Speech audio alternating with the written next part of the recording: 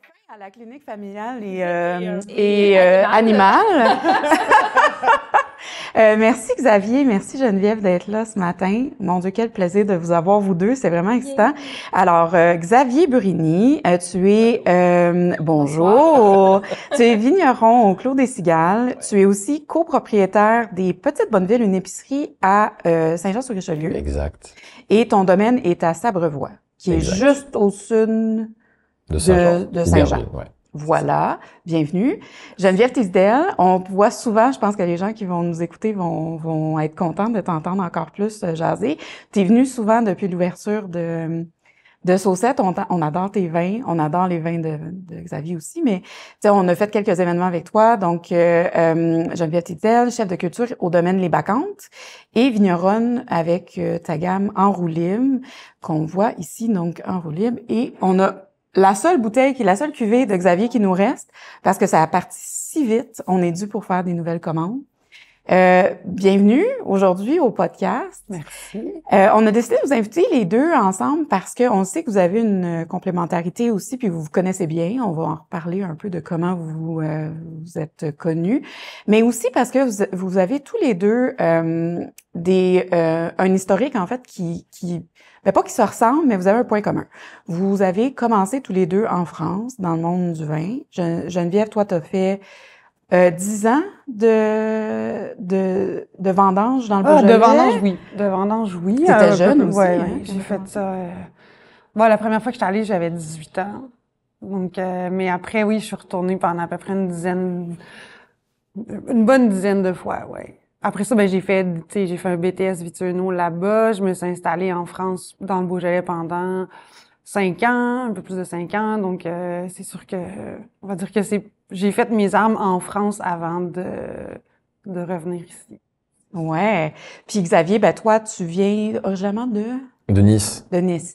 Puis t'étais restaurateur caviste aussi. Ouais. Restaurateur et sommelier. Puis t'as décidé de venir au Québec parce que pour plein de raisons. Pour plein de raisons. En fait, j'étais sommelier en France. Et le poste que j'occupais, j'étais caviste dans un petit bistrot cave qui s'appelle toujours, parce que c'est toujours ouvert, la Part des Anges à Nice. Et en fait, on a décidé à l'époque, on est arrivé à 2 ici, puis on a décidé de voir un petit peu ailleurs ce qui se faisait, de travailler, avoir une expérience un peu à l'étranger.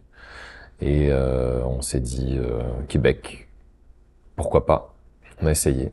Et à 2, c'est avec ta conjointe? C'est avec ma conjointe de l'époque, ouais. Puis elle, est-ce qu'elle est québécoise ou? Non, niçoise aussi. Fait que là, vous deux, vous êtes partis de Nice, puis vous êtes dit, moi, je m'en vais au Québec. Ouais. Pourquoi le Québec? Pour plein de raisons. En fait, à l'époque, le Québec faisait des conférences dans les universités pour venir recruter du monde. Et ce qui fait que ma conjointe à l'époque était encore à l'université. Moi, j'avais fait un petit peu d'université. Finalement, j'étais parti plus en restauration et sommellerie. Mais faut croire que la personne qui est allée faire la conférence avait été convaincante, parce que ça nous a assez stimulé pour s'intéresser à la culture, à l'endroit, et au fur et à mesure des découvertes, à se dire ok, qu'est-ce qu'on pourrait faire là-bas, tout ça et tout, qu'est-ce que c'est, parce que on sait où est le Canada, on savait où était le Québec, on connaissait Montréal de nom, j'avais de la famille qui était allée là, elle avait son oncle qui habitait ici, puis finalement tu t'y intéresses, tu te dis ça a vraiment l'air cool, puis finalement on a sauté le pas. On a commencé les démarches, on avait 23 ans, donc 23 ans, tu te dis t'as rien à perdre. Absolument rien à perdre, sans doute tout à gagner plus. Est-ce que la personne qui était là pour les universités, est-ce qu'elle allait faire du recrutement pour la viticulture ou pas du tout? Non, pas du tout. Pour de l'emploi, Ah, OK. Parfait. Fait que toi, quand t'es déménagé ici, t'avais pas comme projet de bâtir de partir un vignoble? Tu voulais juste venir travailler en restauration? C'était quoi ton... Exactement. Okay. Exactement. C'était travailler. On s'était donné 2-3 ans, 4 ans, peut-être 5. On savait pas trop. Puis finalement, tu vois, on a commencé à travailler. Moi, j'ai rencontré mes partenaires de l'époque assez rapidement. Puis 2 ans après l'arrivée, j'ai monté, on a ouvert les 3 petits bouchons à Montréal. T'étais tout jeune encore. Ouais. Toi, t'avais quoi, 25 ans? J'avais 27. J'avais 27 quand on a ouvert. Ouais. Mon Dieu. C'est beau. Ça a duré combien de temps, les 3 petits bouchons? Presque une dizaine d'années. Ah ouais, OK. Ouais. Parce que vous étiez, les 3 petits bouchons, vous étiez un des premiers bars à vin? Ouais, il y en avait quelques-uns, mais c'était 2006, puis en fait, on a voulu ouvrir avec 100% de vin bio et naturel à l'époque. Et c'était un peu ce qui nous avait peut-être démarqué des autres bars à vin qui étaient peut-être plus, il y avait un petit peu de tout, qui était moins axé sur les vins plus vivants. C'était en référence au marché aussi, donc mais ouais, on a ouvert ce bistrot cave, puis on avait ce côté caviste au départ, puis bon, les gens étaient pas forcément prêts, on avait des bouteilles sur des étagères et tout ça, fallait on était sur de l'explication à chaque personne, à travailler une personne par personne, une à la fois pour dire ah ben vous savez les bouteilles sont à la vente aussi avec quelque chose à manger. Il fallait acheter un repas. Ah oui, c'est vrai, c'était vraiment un repas à l'époque. C'était pas juste un repas complet. Mais je pensais qu'à l'époque, il fallait que tu aies ouvert ta bouteille pour partir avec. Ça, c'est venu un petit peu après. C'est venu après, ouais. Fait que ça, c'était comme dans un flou encore de... La régie des alcools était pas trop au courant avec ça, fermé. Après, il y a fallu avec un repas, c'est ça, tu pouvais. Ouais, tout à fait. Mais je savais pas, je pense que ça fait trop longtemps, puis dans ce temps-là, j'étais peut-être moins au... Puis il y a eu tout un débat sur c'est quoi un repas, là. Il y a des gens qui disaient une frite, mais c'est pas un repas, mais d'autres restos permettaient une frite, puis il y avait comme... Mais je savais pas que tu pouvais partir avec une bouteille dans ce temps-là. OK, fait que vous étiez vraiment dans des précurseurs de ce modèle-là. Il devait pas avoir beaucoup de monde qui faisait ça, ce genre de vente à l'unité-là. Puis ça marchait quand même, tu sais, même si vous aviez beaucoup d'éducation. C'était beaucoup de gens de la restauration qui venaient acheter leur bouteilles. Ah oui, OK. C'est ça. Mais tu sais, après, bon, c'est sûr que le côté restaurant, tout était fait pour comme... On va dire que le côté restaurant se développe plus, donc c'est ce qui s'est passé. Puis le petit côté caviste, c'était un petit bonus. Moi, pour être allée souvent manger là-bas, tu sais, on avait plus l'habitude de repartir avec une bouteille de ce qu'on avait goûté au verre, tu sais, c'était vraiment ça. Mais j'aurais jamais pensé y aller juste au volet caviste pour aller me chercher une bouteille, là. On dirait que c'était pas dans ma mentalité à cette époque-là, j'imagine, là, mais... Mentalité, puis on a pas tant communiqué là-dessus, puis tu sais, on a eu la chance, on a eu beaucoup, le côté médiatique est venu assez vite, puis à chaque fois, là, les médias insistaient pas du tout là-dessus, puis mettaient ça quand même de côté, mettaient vraiment le côté restauration. On était un resto, un bistrot, c'était la cuisine d'Audrey Dufresne et Michel et moi en salle avec ce côté vin naturel et puis tout ce qu'on avait à offrir en tant que bouffe expérience, tu vois, qui était là, qui était vraiment mis de l'avant. Donc bon, c'était bien parce que c'était ça qu'on faisait. Alors c'était très bien. Mais non, le côté caviste était toujours un petit peu à part. Est-ce que ça a été un deuil quand le resto a fermé? Parce que écoute, il me semble que tout le monde de la restauration se ramassait là, tu sais, c'était vraiment une place, c'était génial, là, comme resto. Ça rassemblait du monde, ça a été l'occasion de se coucher très tard, souvent. Et non, on a été chanceux, puis c'était de très très belles années. On a eu de très très belles années. C'était super. Ben oui, le petit deuil, mais tu vois, on a ouvert à 3, on a fermé à 3. Okay. Et puis ça a été un accord. On s'est beaucoup concerté, on a beaucoup réfléchi. Puis à l'époque, bon, ben c'est la discussion, on a vendu, voilà, c'est ça. La fin d'une histoire, puis on est passé à autre chose, tu vois, c'est ça. Est-ce que c'est à ce moment-là que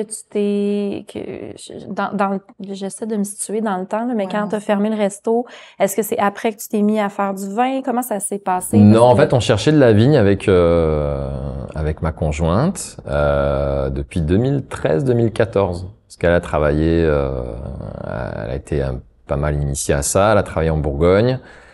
Dans les vignes, ouais, entre autres. Et puis bon, mais c'est une passion commune qu'on a pour le vin, les sommelières aussi. Et finalement, bah tu te mets ça un peu sur la glace, parce que si tu trouves pas, c'était un petit peu la conjoncture à l'époque était un petit peu plus difficile, puis je pouvais pas concilier le resto de toute façon avec un vignoble, c'était complètement impossible. Et quand on a vendu, ben en fait j'ai fondé Pinot et compagnie, je fais beaucoup de formations en restauration, des ateliers chez les gens et tout ça, puis en même temps je travaillais pour une agence de vin. Et puis Vignalis. Vignalis, ah oui. Okay. Et puis finalement ben ça s'est arrêté, puis j'étais sur le projet un petit peu plus assidûment pour les vignes et l'occasion s'est présentée. On a racheté le vignoble des Pins à Sabrevois, qui est pas très très loin de chez nous en fait, là où on habite, parce qu'on a déménagé entre-temps à Saint-Jean sur Richelieu. Et puis maintenant c'est notre 5e saison. Voilà. 5e saison. Puis juste avant d'aller à Geneviève, parce qu'il y a beaucoup de choses aussi qu'on a hâte d'aborder, mais est-ce que les petites Bonnevilles, parce que vous avez un gros volet caviste aussi, tous des vins du Québec, est-ce que ça, c'est un peu comme l'extension un peu de ce que tu voulais faire avec le 3 petits bouchons, de vendre des vins, ou ça n'a pas vraiment de lien? Ben c'est une passion commune aussi, tu vois, comme je disais tantôt avec ma blonde, on aime le vin, on boit du vin, on est vendu aussi au vin du Québec. Il y a un potentiel fou, il y a beaucoup de choses qui sont vraiment très bonnes, comme j'aime bien dire, ça fait des années qu'on n'a pas bu un mauvais vin ici, des années et des années. Donc tu sais, des vins que t'aimes moins, oui, mais comme n'importe quel Sancerre où on n'aime pas tout, tu sais, il y a des choses où, ouais, ok, ça me plaît moins, ça, j'aime vraiment ça et tout. Mais tu sais, un mauvais vin, ça existe plus, en fait, je pense, de toute manière. Mais oui, une extension, oui, parce que c'est le fun de vendre du vin. C'est le fun de conseiller le client, c'est le fun tu rentres un peu dans une certaine intimité, une complicité, tu demandes ce qu'il mange, tu connais ses habitudes, il y a une relation de confiance, si t'as une belle sélection, bah, il revient parce que c'était bon. Parce que t'as tout mis en œuvre à la base pour avoir une belle sélection de produits qui sont le fun à boire, qui procurent du plaisir. Puis comme c'est indissociable de la table, c'est ça. T'es pas invité chez eux, mais t'es quand même un petit peu dans leur truc. Tu sais, c'est ça, c'est cool quand même de vendre du vin à du monde. C'est le fun. Ben moi je me souviens, j'étais allée aux Petites Bonnevilles une fois. C'était toi qui avait répondu. Je voulais rentrer avec mon chien. Puis je me souviens, j'étais allée te voir, puis j'ai dit, peux-tu amener mon chien? Puis là, t'as dit, non, je suis vraiment désolée. T'avais des sandwichs, t'avais des trucs. Puis finalement, je me suis juste promenée dans votre section bouteilles de vin et j'ai été impressionnée par le choix que vous aviez. Puis je pense que ça a été ça fait quand même longtemps, là. Ça fait combien de temps que les Petites Bonnevilles s'ouvrent? 2018. 2018. Ouais, ça fait 7 ans. Ouais, c'est ça. Ça doit faire pas loin, 5-6 ans au moins que je suis allée, là. Ouais. Puis j'avais vraiment été impressionnée par les vins. Puis en fait, c'est la première fois que je réalisais à quel point il y avait autant de beaux vins québécois qui pouvaient se retrouver dans un endroit. J'avais pas vraiment vu, tu sais, vous étiez quand même dans les premiers à avoir un genre de cave à vin, caviste, vin québécois. Il y en avait pas beaucoup. Dans la région, oui, mais après, t'en avais quelques autres. Il y en avait ailleurs, là, mais ouais, ben chapeau. On va continuer à parler de ça plus longuement. Geneviève, on adore tes vins. On est tombé en amour avec... je sais même plus comment on s'est rencontrés. Les THQ, je pense.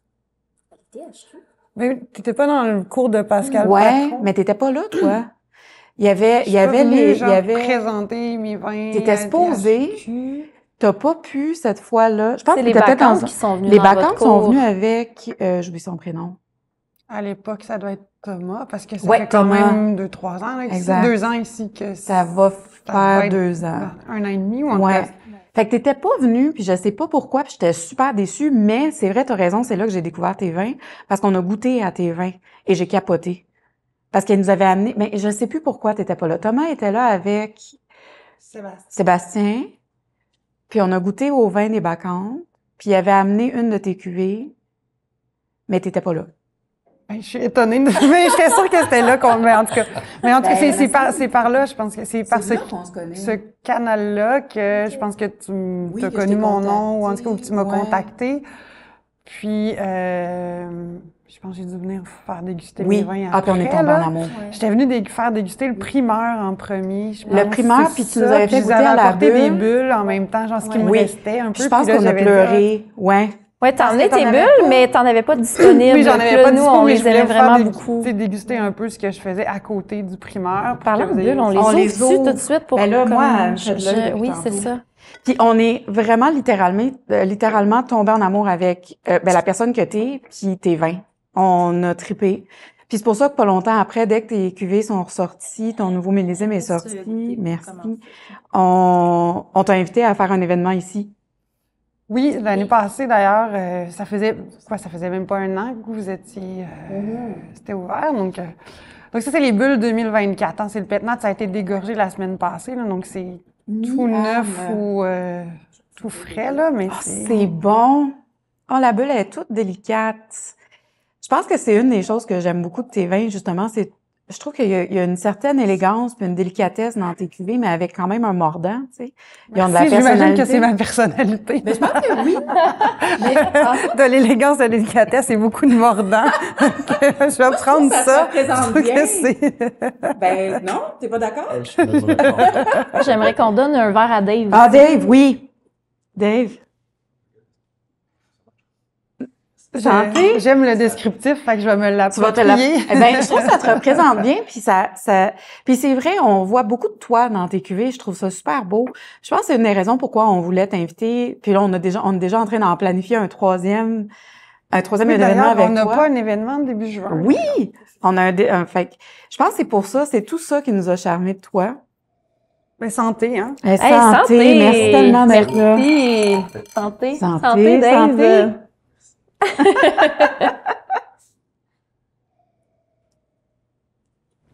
Faudrait faire un événement avec toi aussi, Xavier. Xavier, on va être dû. On va être très... C'est délicieux. Merci. Merci tellement. Alors, Geneviève, raconte-nous parce que, en fait, nous, on réussit pas à trop comprendre encore pourquoi tu as travaillé si longtemps dans le Beaujolais pour finalement revenir au Québec. Comment tu as fait ce choix? Tu sais, Xavier, là, on comprend pourquoi tu as décidé de venir. C'est vraiment la culture qui t'a amené ici. On comprend OK. Geneviève, par contre, c'est ça, t'as vraiment... T'étais partie jeune quand même, à 18 ans, pour aller faire... Qu'est-ce qui t'a appelé à aller faire des vendanges? Après, ça s'est fait par étapes, là, on va dire à 18 ans, comme plein de gens, j'avais envie de partir pour voyager. En gros, à ce moment-là, à cette époque-là, c'était soit t'allais dans l'Ouest, à peu près tout le monde de ma génération soit partait dans l'Ouest, dans Vallée-le-Canadian, ou allait passer du temps là. Puis moi, j'avais toujours été attirée par l'Europe, la France, tout le côté culturel Fait qu'en gros, moi, j'ai décidé à 18 ans de partir avec mon sac à dos. Puis, une des façons de financer ce voyage-là, c'était de me dire, OK, je ramasse de l'argent un peu pendant l'été, puis je vais aller faire les vendanges au mois de septembre, puis après, je verrai si je trouve autre chose. Puis l'idée, c'était de voyager, en Europe. À l'époque, il y avait une association qui s'appelait Québec-France. Je pense que ça doit encore exister, là, mais qui faisait le pont entre des vignobles en France et des jeunes de 18 à 35 ans qui voulaient aller faire les vendanges, en fait. Donc, en fait, tu faisais juste t'inscrire à l'association. Moi non plus. On dit avoir su, j'aurais fait ça. Tu t'inscrivais à l'association, ça te coûtait genre... Puis c'était vraiment pas cher parce que je pense que pour 450$, t'avais le billet d'avion compris. Genre, c'était un... C'était logé, hébergé, tout ça? Et en fait, là, tu partais de Montréal, t'arrivais à Paris et tu savais pas du tout où tu t'en allais. À Paris, t'arrivais à l'auberge de jeunesse puis t'ouvrais ton enveloppe puis c'était comme... T'avais l'adresse, t'avais une surprise de l'adresse avec le nom et le numéro de téléphone de l'endroit où t'allais aller. Genre, c'était... Fallait quand même être game. Très aléatoire, là. Tu pouvais pas savoir si t'allais tomber en Champagne, dans le Beaujolais, dans le Bordelais, ou genre, c'était c'était un peu vraiment, tu tirais un coupon puis tu voyais où il t'avait envoyé. Et dans le haut de la feuille, je me souviens, il y avait le nom de tous les autres Québécois qui partaient avec toi au même endroit. Et en fait, moi, il y avait juste mon nom. J'étais bien découragée. Je me disais, tu sais, je m'en vais toute seule en tant que comme Québécoise là, tu sais. Ah ouais. Et finalement, je pense que c'est la meilleure chose qui m'est arrivée parce que je pense que, tu sais, si t'arrives à 2, tu sais, même si c'est un Québécois que tu connais pas beaucoup, t'es quand même, ta culture te lie quand même. Fait que, tu sais, au lieu de t'ouvrir à toutes les gens qui vont probablement être là, probablement que si t'arrives à 2, tu sais, t'as quand même un petit côté où t'es moins ouvert à la rencontre parce que t'as comme un binôme qui fait que t'es dans ta zone de confort puis t'es pas obligé de faire l'effort de sortir de ta petite zone. Fait que moi, je suis arrivée là, tu sais, fait que je me souviens, puis dans ce temps-là, il y avait pas, tu sais, full Internet, tu sais, t'avais pas, tu sais, c'était 99, là, fait que c'était un peu, il y avait Internet, mais dans le sens, tu sais, c'était pas, c'était pas comme aujourd'hui, là, tu sais, puis t'avais pas Messenger, puis t'avais pas WhatsApp, t'avais pas, tu sais, t'allais dans un café Internet, envoyer puis là, tu sais, il y avait le numéro de téléphone, moi, j'ai appelé, tu sais, puis en gros, ils m'ont dit, oui, bon, vous arrivez, nous, on commence le 18 septembre, vous arrivez le 17, puis on va aller vous chercher à la gare de Belleville-sur-Saône, puis oui, c'est Bernard qui va aller vous chercher, c'est un gringalet, puis voilà. Fait que moi, je savais pas ce que ça voulait dire gringalet. Moi, je pensais que c'était un petit gros à béret, mais une chance que c'était pas ça, un gringalet, ça veut dire que t'es vraiment un piquet, genre, oui, t'es mince.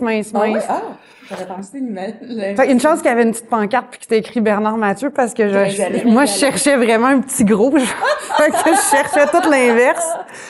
Mais, tu sais, puis moi, je suis arrivée là avec 150$ dans mes poches puis il fallait que je tienne comme, tu sais, 3 semaines avec mes 150$, là, parce que, fait que j'avais pas beaucoup mis d'argent de côté, finalement. Mais j'étais comme, mais tu sais, t'as 18 ans, tu t'en fous un peu, mais c'est comme ça que je suis arrivée dans le Beaujolais la première fois, en fait. Ah ouais. Donc, tu sais, ils sont venus me chercher. Je suis arrivée à la gare le jour où il fallait. Ils sont venus me chercher, puis tu sais, t'arrivais.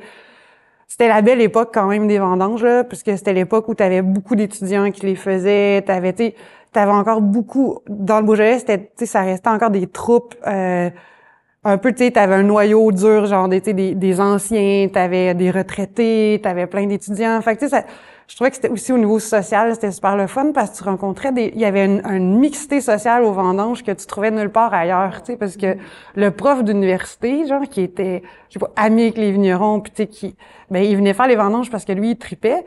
Mais à côté de ça, t'avais, tu sais, celui qui est au RSA ou l'équivalent du BS ici, tu sais, puis qui allait faire les vendanges aussi. Mais tu sais, c'est des mondes qui se seraient jamais mixés vraiment. Puis là, ils passaient des journées, tu sais, puis tout le monde discutait dans les vignes. Puis tu sais, je trouvais que, tu sais, t'as des étudiants à travers ça, t'as le retraité de la SNCF, t'as des couches sociales complètement hétérogènes qui se mélangent, puis qui, là, tu sais, quand tu ramasses du raisin, il y a comme plus de classe sociale, plus de métier. T'as mal au dos, il fait chaud, mais tu sais, tout le monde est là pour faire la même tâche, puis tout le monde est là en même temps pour, tu sais, quand même avoir du fun, là. Fait que, moi, ça a été, tu sais, on était logés, on était nourris, toute la bouffe était faite maison. Fait que c'est sûr que, tu sais, moi, je suis sortie de là, genre, les vendanges, tu sais, j'ai pleuré quand je suis partie de là parce que, tu sais, j'avais l'impression c'était un 10 jours. Tu sais, c'était une des plus belles expériences de ma vie à 18 ans. J'avais rencontré plein de monde. Tu sais, je me suis fait des amis là avec qui je suis encore en contact. Tu sais, certains, je suis encore en contact aujourd'hui. Fait que ça a vraiment été, tu sais, un heureux hasard. Parce que dans le fond, je suis arrivée vraiment, tu sais, j'ai vraiment tiré une enveloppe, puis il y avait mon nom, puis tu sais, on m'a dit, tu vas aller dans le Beaujolais à telle place, sur telle, tu sais, dans telle famille, sur tel vignoble. Aujourd'hui, ces gens-là sont toujours, tu sais, des amis, genre, tu sais, des grands amis, là, les gens qui étaient vignerons chez qui je suis allée. Donc, en fait, là, je suis allée là, c'était la première fois, puis après, tu sais, on est resté en contact, je suis retournée 2-3 fois, on s'est perdu un peu de vue. Après, tu sais, Bernard est venu au Québec, il m'a rappelé, il a dit, on peut-tu se revoir? On s'est revus, puis à partir de là, tu sais, à partir de 25 ans, on va dire, là, je suis retournée toutes les années, entre 25 puis 32 ans, faire les vendanges. Tu sais, je prenais mes vacances pour ça. Au même vignoble? À la même place que où je suis allée quand j'avais 18 ans. Fait que, tu sais, ils m'ont vu grandir, puis ils m'ont vu vieillir un peu, tu sais, ils m'ont vu devenir... Tu sais, tu changes beaucoup entre 18 puis là, je vais avoir 44 ans. Fait que, tu sais, on va dire c'est des grosses années de développement. Ouais, puis tu sais, donc... à force d'y retourner, ben, tu sais, à un moment donné, j'y allais aussi l'hiver. L'hiver, ben, je voyais autre chose, tu sais, parce que moi, la première année où je suis allée aux vendanges, là, je trouvais que être vigneron, c'était vraiment facile. En gros, tu rentrais du raisin, il y avait du monde qui récoltait pour toi. Tu mettais ça dans une cuve, puis t'avais du vin. Je trouvais que ta job était vraiment facile, tu sais, c'était...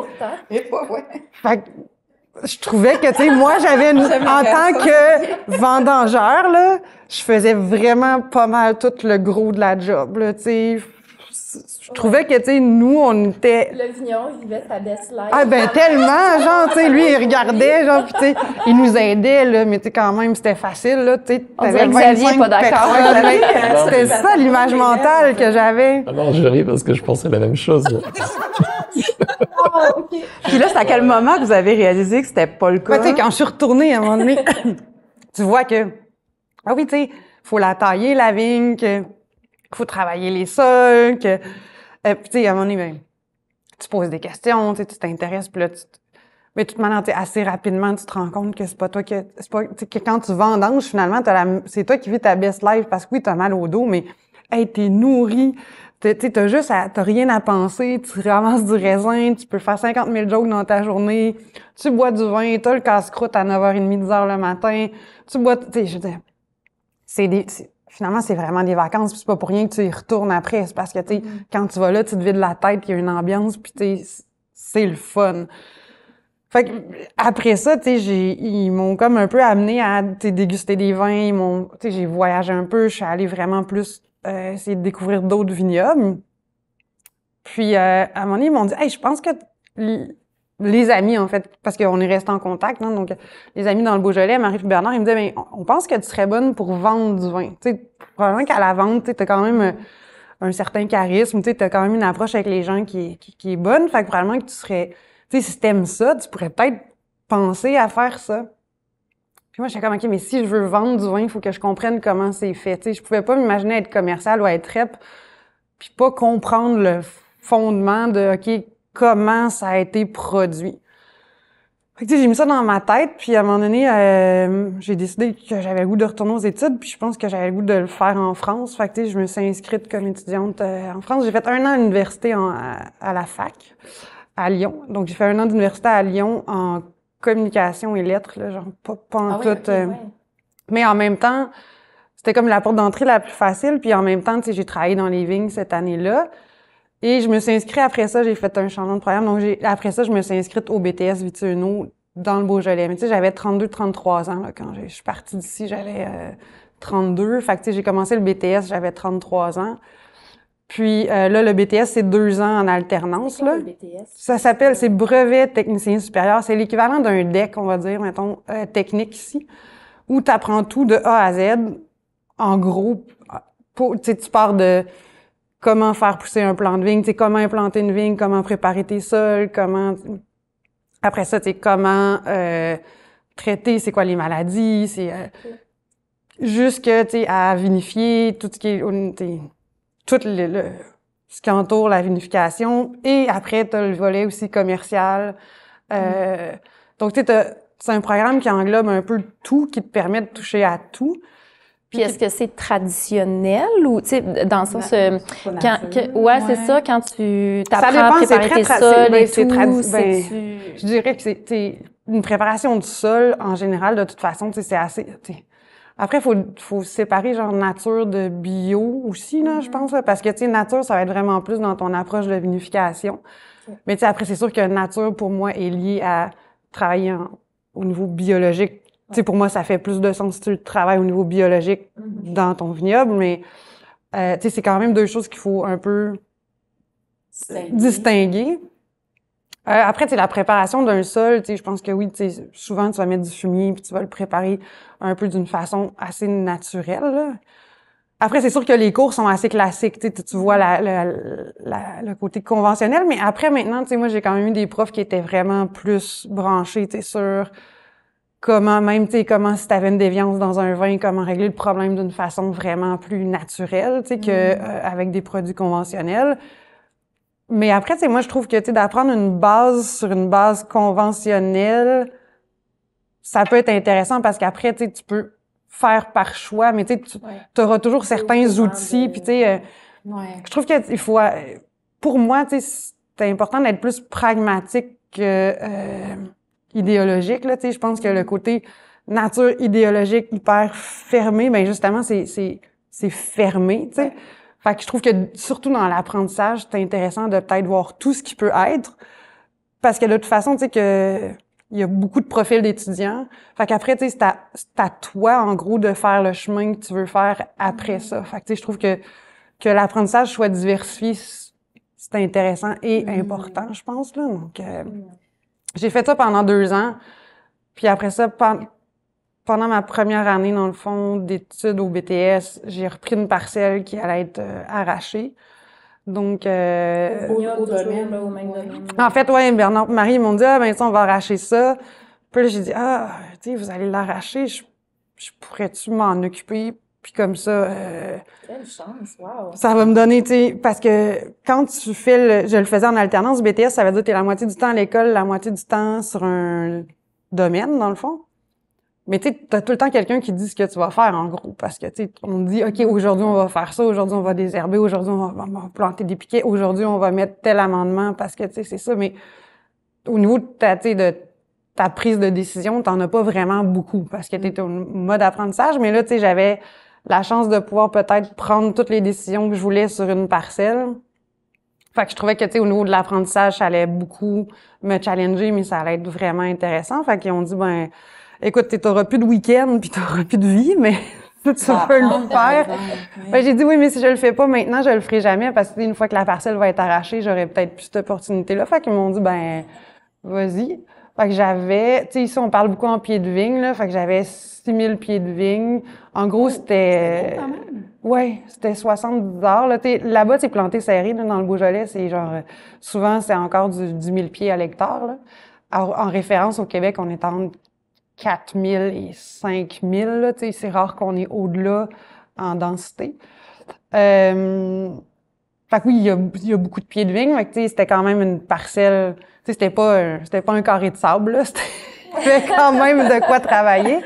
Fait que ça occupait bien mes week-ends puis mes soirées. Puis, tu sais, c'est sûr qu'après, j'ai des amis qui m'ont donné des coups de main quand ils pouvaient venir, là. Mais ça a été le plus beau laboratoire pour apprendre parce que, tu sais, ça m'a permis de, justement, OK, là, je fais quoi, tu sais, comment je gère juste la gestion, tu sais, de l'enherbement, mettons, puis OK, je me dis oui, moi je veux désherber mécaniquement, mais c'est en pente puis en sable, puis là t'as le voisin qui vient de voir qui dit ouais, mais là s'il pleut, ça va tout s'en venir chez nous, puis là t'es qui capote parce que là toi t'es nouvelle dans le coin, mais il connaît les gens qui sont propriétaires, fait que tu sais, il a quand même confiance, mais ça le stresse bien gros de te voir aller, fait que là faut que tu gères le voisin. En même temps qu'il faut que tu gères, puis t'es comme, OK, fait qu'est-ce que je peux faire pour, tu sais, que... Mais c'était intéressant sur plein de points, tu sais, fait que... Plus c'est la charge de travail, tu réalises finalement que, OK, la charge de travail par rapport à ce que tu imaginais est souvent beaucoup plus grande que ce que tu pensais, là. Puis après ça, ben ça m'a permis aussi de vinifier puis de faire, OK, maintenant, je vais avoir des raisins, mais je fais quoi avec ça, tu sais? Puis qu'est-ce que je veux faire comme vin, puis comment j'essaie de me rendre à ce vin-là. Fait que ça aussi, c'était intéressant parce que, tu sais, là, t'es tout seul avec ta cuve puis tes raisins, là. Puis là, tu sais, le monde, ils viennent vendanger, mais il faut que ton idée soit un fait avant qu'il arrive, que tes raisins, ils rentrent, là. Place dans le chai aussi pour mais tes raisins et tout. Mes amis, en fait, arrivaient à la retraite. Okay. Fait qu'eux, tu sais, ils arrivaient vraiment en fin de vie professionnelle. Donc, il y avait de la place dans le chai. Fait qu'ils m'ont dit, ben écoute, tu prends la cuve. Puis là-dessus, ils ont, tu sais, Bernard, à la vigne, des fois, on avait des gros combats, un peu comme père-fils ou père-fille, là, tu sais, parce que je pense que dans tout ce qui est générationnel, dans ce milieu-là, toi, tu veux faire d'une nouvelle façon, puis lui, il dit, ça fait 40 ans qu'on fait, ou 50 ans que nous, on fait ça de même, puis là, tu sais, il veut te montrer que c'est sa méthode qui marche, puis toi, t'essayes de montrer que peut-être que ça peut marcher, toi aussi. Mais ça aussi, c'est intéressant, tu sais, parce que, en même temps, ça fait avancer plein de choses, là, mais autant au chai, tu sais, il était comme, vas-y, fais, tu sais, moi, je m'en mêle pas, tu sais, fais comme tu veux. Fait que ça a été le fun, tu sais, j'étais allée voir des vignerons autour dont j'aimais beaucoup les vins, j'ai discuté avec eux, j'ai dit, moi, je voudrais faire ça, je pense faire ça comme ça, vous en pensez quoi? Puis c'est comme ça un peu, tu sais, que j'ai ma première cuvée assez faite, là. Fait que ça, c'était 2015. Fait que j'ai fait 15, 16, 17 et 18, en fait. J'ai vinifié 4 ans. 4 ans dans le Beaujolais. Oui. Puis tes vins se vendaient où? Est-ce que tu les vendais? Oui, quand même, parce que je produisais quand même. J'ai commencé, mettons, avec... j'ai fait 1500 bouteilles la première année, puis le reste, je l'ai vendu en vrac, là, tu sais,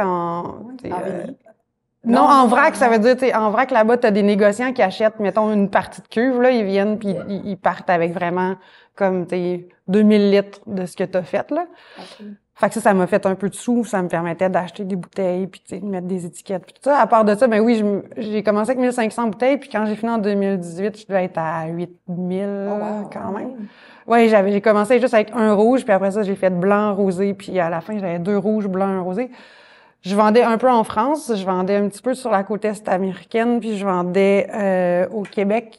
C'était Pot de Vin qui avait ça. L'agence Pot de Vin, c'est une petite agence à Québec. Est-ce que c'était sous le nom du vignoble pour lequel tu travaillais? Ou en gros, c'était sous leur permis à eux, mais tu sais, il y avait comme pas de nom de vignoble, mais c'était plus, tu sais, les cuvées, ça s'appelait Le Petit Bonheur. Puis c'était mon clin d'œil à Félix Leclerc. C'était un peu quétaine quand j'y repense. Mais je pense que ça se voulait très patriotique. Ah, ben oui. Mais, puis le petit vélo, parce que bon, tu sais, je pense que le vélo était déjà un peu dans l'air, là. Fait que le blanc, c'est le petit vélo. Puis tu sais, le petit bonheur, il était décliné en rouge rosé. Puis j'avais un Saint-Amour, qui est un des crus du Beaujolais. As-tu gardé de ces bouteilles-là? Il en reste quelques-unes. Mais tu sais, vraiment quelques-unes, là, ça se compte en...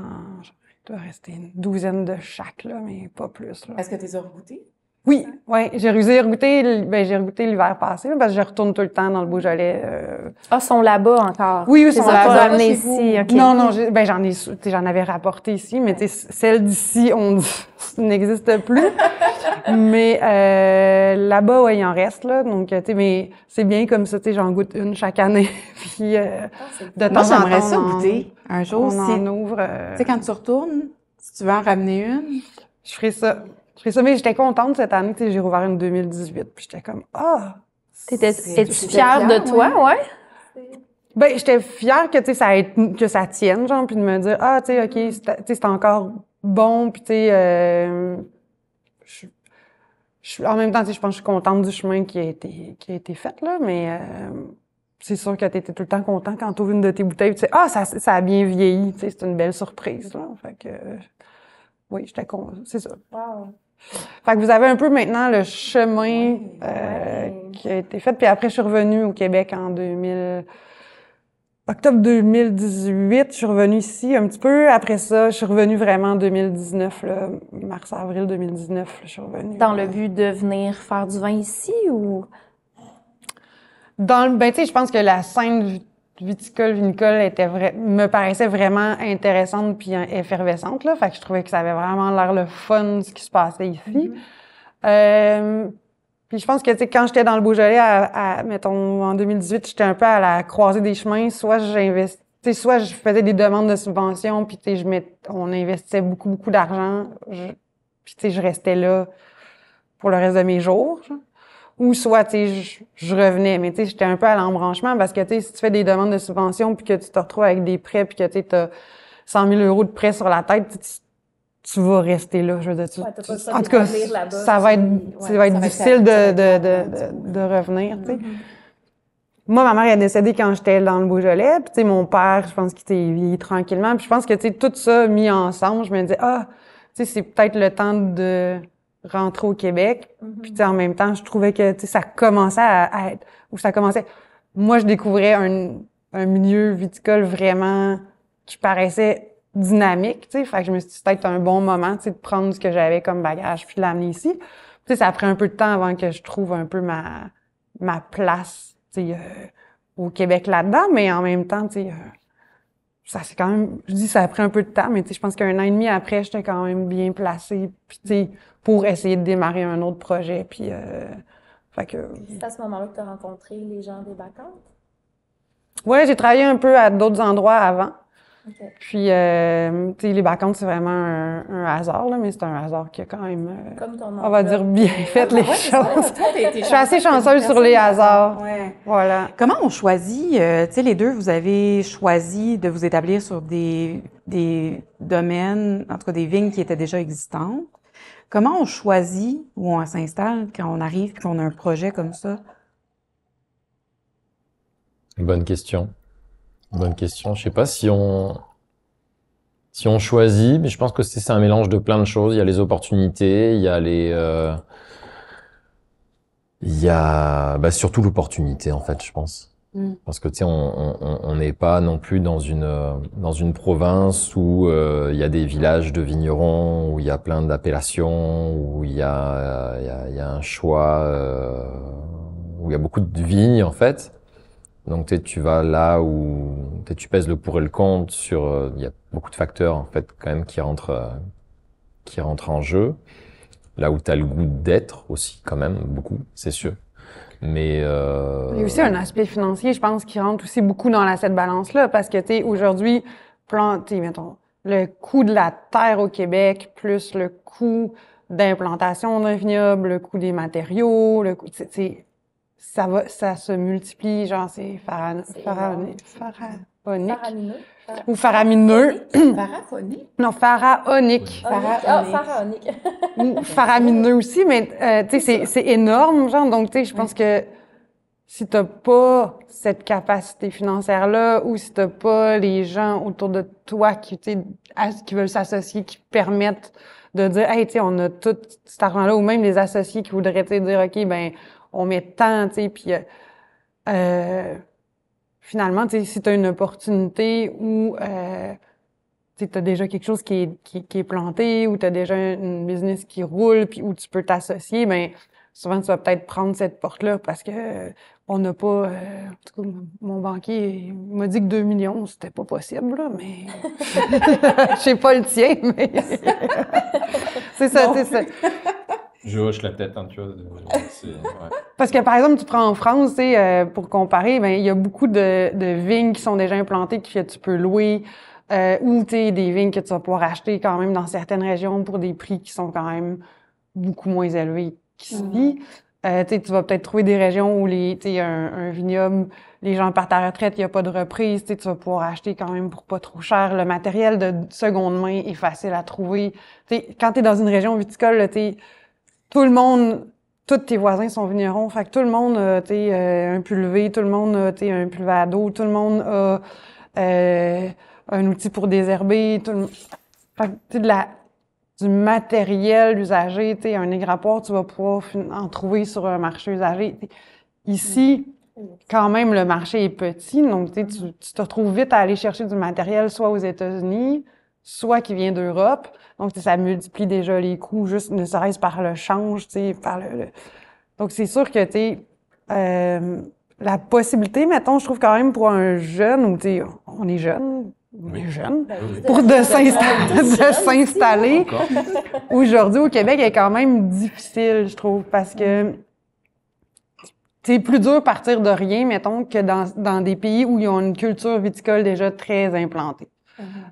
Mais tu sais, même pour n'importe quelle agriculture au Québec, quand même, faut des sous aujourd'hui, tu sais, parce qu'une ferme aujourd'hui, ça vaut ça vaut des millions, tu sais, un tracteur, ça coûte très très cher. Fait que c'est un endroit où je pense quand même à un moment donné, il va falloir se poser des questions sur les suites, genre, parce que, tu sais, les enfants, il y a des enfants qui peuvent pas reprendre les fermes familiales, mais tu sais, c'est pareil, tu sais, il y a des projets viticoles qui sont nés, qu'il va falloir que, tu sais, si on veut que le Québec continue à grandir son projet viticole, il va falloir qu'on se pose des questions sur la suite, tu sais. Parce que, tu sais, des vignobles qui se vendent 3 millions, il y en a quelques-uns, tu sais, en vente, mais tu sais, qui peut aujourd'hui se permettre de payer ça? Puis, tu sais, les jeunes qui veulent démarrer, souvent, ben justement, ils ont pas 3 millions, mais ils ont beaucoup de volonté. Fait que, tu sais, il va falloir qu'il y ait un endroit où la volonté puisse rejoindre le besoin d'argent des vendeurs, mais tu sais, qu'il y ait un engrenage en quelque part qui marche mieux qu'aujourd'hui. Parce que je pense que ce qui serait triste, c'est que plein de projets viticoles qui ont été montés il y a quelques années, qui sont en vente aujourd'hui, finissent par mourir parce que, tu sais, la reprise sera peut-être pas possible, là. Je pense que, tu sais, on est un peu dans... Pourtant, on est très jeune, là, on est jeune, mais ça s'en vient. On le voit venir quand même dans un avenir. Parce que réalistiquement, combien de temps vous pensez faire ça, ce travail-là? Tu sais, vous êtes jeune encore, mais est-ce que, parce que c'est physique, c'est un travail qui... C'est physique, c'est demandant aussi, c'est exigeant mentalement également, là. Vous vivez avec le risque à tous les jours aussi. Comment vous voyez ça combien de temps encore? Grosse question. Tant qu'on peut. Moi, je pense, tu sais, je pense qu'on est sur notre X. Tu sais, je pense qu'en viticulture, puis en tant que vigneron, vigneronne, on est... Je me vois pas faire autre chose. Fait que, tu sais, je me dis, tant que je vais avoir en fait, tant qu'on va avoir le goût, je pense qu'il faut tant que t'es passionné par ça, tu vas continuer. Je pense que le jour où ta passion de ce métier-là s'arrête, parce que ça se peut qu'elle s'arrête, c'est là que tu vas peut-être, au-delà, mettons, tu peux avoir plein de raisons d'arrêter, là, tu peux avoir des problèmes financiers, tu peux être malade, tu peux avoir une problématique familiale, mais au-delà de ça, là, mettons, là, je pense que, ce qui va t'arrêter en tant que personne dans cette voie-là, c'est, si un jour ta passion meurt pour X raisons, ben, à un moment donné, parce que ça demande tellement, quand même d'investissement puis de temps personnel, c'est un peu comme avoir un resto.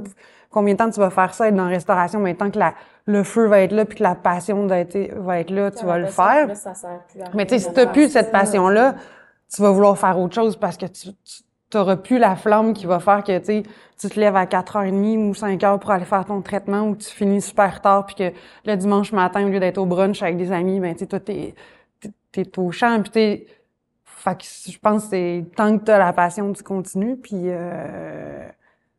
je pense que c'est... Qu'est-ce que t'en penses, toi? Je suis complètement d'accord.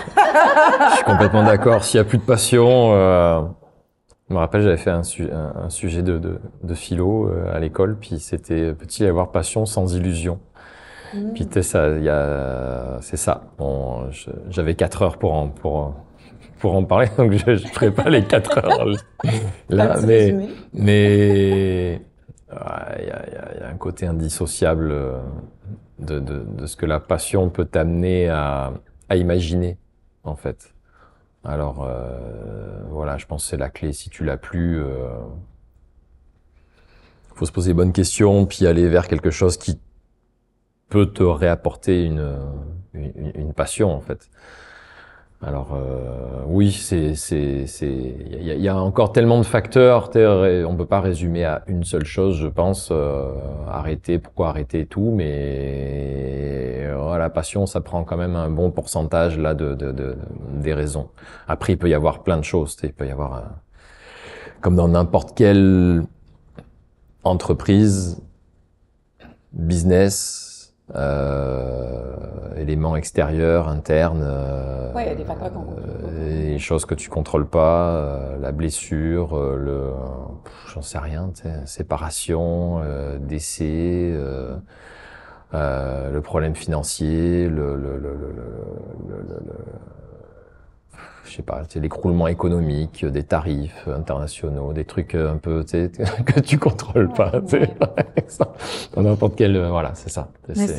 Mais puis ça me fait penser, Geneviève, t'es une des vigneronnes qui a monté un petit groupe pour aller aider les premières vendanges à Kamouraska, à la ferme Le Racou, quand il y a eu, le vigneron a eu un accident, là, j'oublie son prénom. Samuel, oui. C'est quand même une belle histoire. Nous, on a eu de ces cuvées. On était tellement fiers, mon Dieu, c'est si beau ce qu'il fait. Parle-nous un peu de cette... parce que ça me fait penser beaucoup, tu sais, sans passion, tu peux pas continuer à faire ce métier-là. Mais lui, Samuel, c'est un exemple frappant de à quel point la passion pour ton métier peut t'amener à passer outre un accident aussi. Je pense que déjà, la passion, c'est peut-être ça qui fait qu'on est authentique, puis c'est peut-être ça qui fait que les gens aiment nos vins. Je pense que, moi, la première, là, quand j'achète du vin, pourquoi un vin plutôt qu'un autre? Il y en a tellement des bons vins, il y en a plein, tu sais. Fait que quand je vais finir par choisir un vin plus qu'un autre, souvent, c'est peut-être parce que, ce vigneron-là, je vais l'avoir rencontré, ou son histoire va me...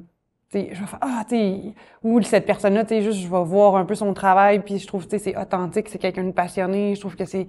Fait qu'il y a quelque chose qui m'accroche dans la personnalité, ou, il y a une émotion, où je vais goûter le vin, puis je vais avoir une émotion, puis je trouve qu'il y a beaucoup de ça qui ressort, puis je pense que les gens aussi, ils sentent quand quand tu vends ton produit, ils sentent que t'aimes ce que tu fais. Absolument. Je pense que ça se ressent beaucoup. Fait que oui, après, c'est pour ça que ça devient un peu plus gros juste un métier. Après, ben, tu sais, Samuel, oui, écoute, il y a eu un accident, donc un accident un peu bête, là. Il a reçu, il est en vacances, il a reçu il est en vacances en Grèce, puis il y a une roche qui s'est décrochée d'une falaise, puis il était en train de luncher. Puis il était assis, puis en fait, le rocher s'est décroché, puis il est atterri dans son dos à lui parce qu'il était au-dessus de son sac.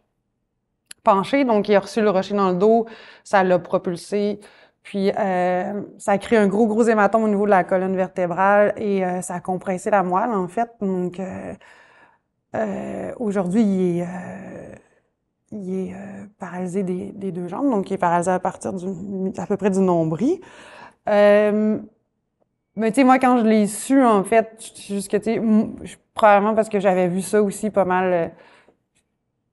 On va dire que dans mes amis en France, j'avais vu beaucoup le côté solidaire, tu sais, puis je trouvais que, OK, si on pouvait faire quelque chose en étant solidaire entre nous, c'était, tu sais, ça avait quelque chose de le fun. Fait que, tu sais, quand j'ai su qu'il y avait un accident, j'ai juste dit, tu sais, est-ce qu'on peut faire quelque chose? Fait que j'ai contacté sa blonde en premier de l'époque, puis après ça, j'ai commencé à parler avec Sam, puis j'ai dit, parce que je voulais pas monter un truc puis lui imposer non plus. Je pense qu'il faut que la personne elle soit d'accord avec l'idée puis le projet.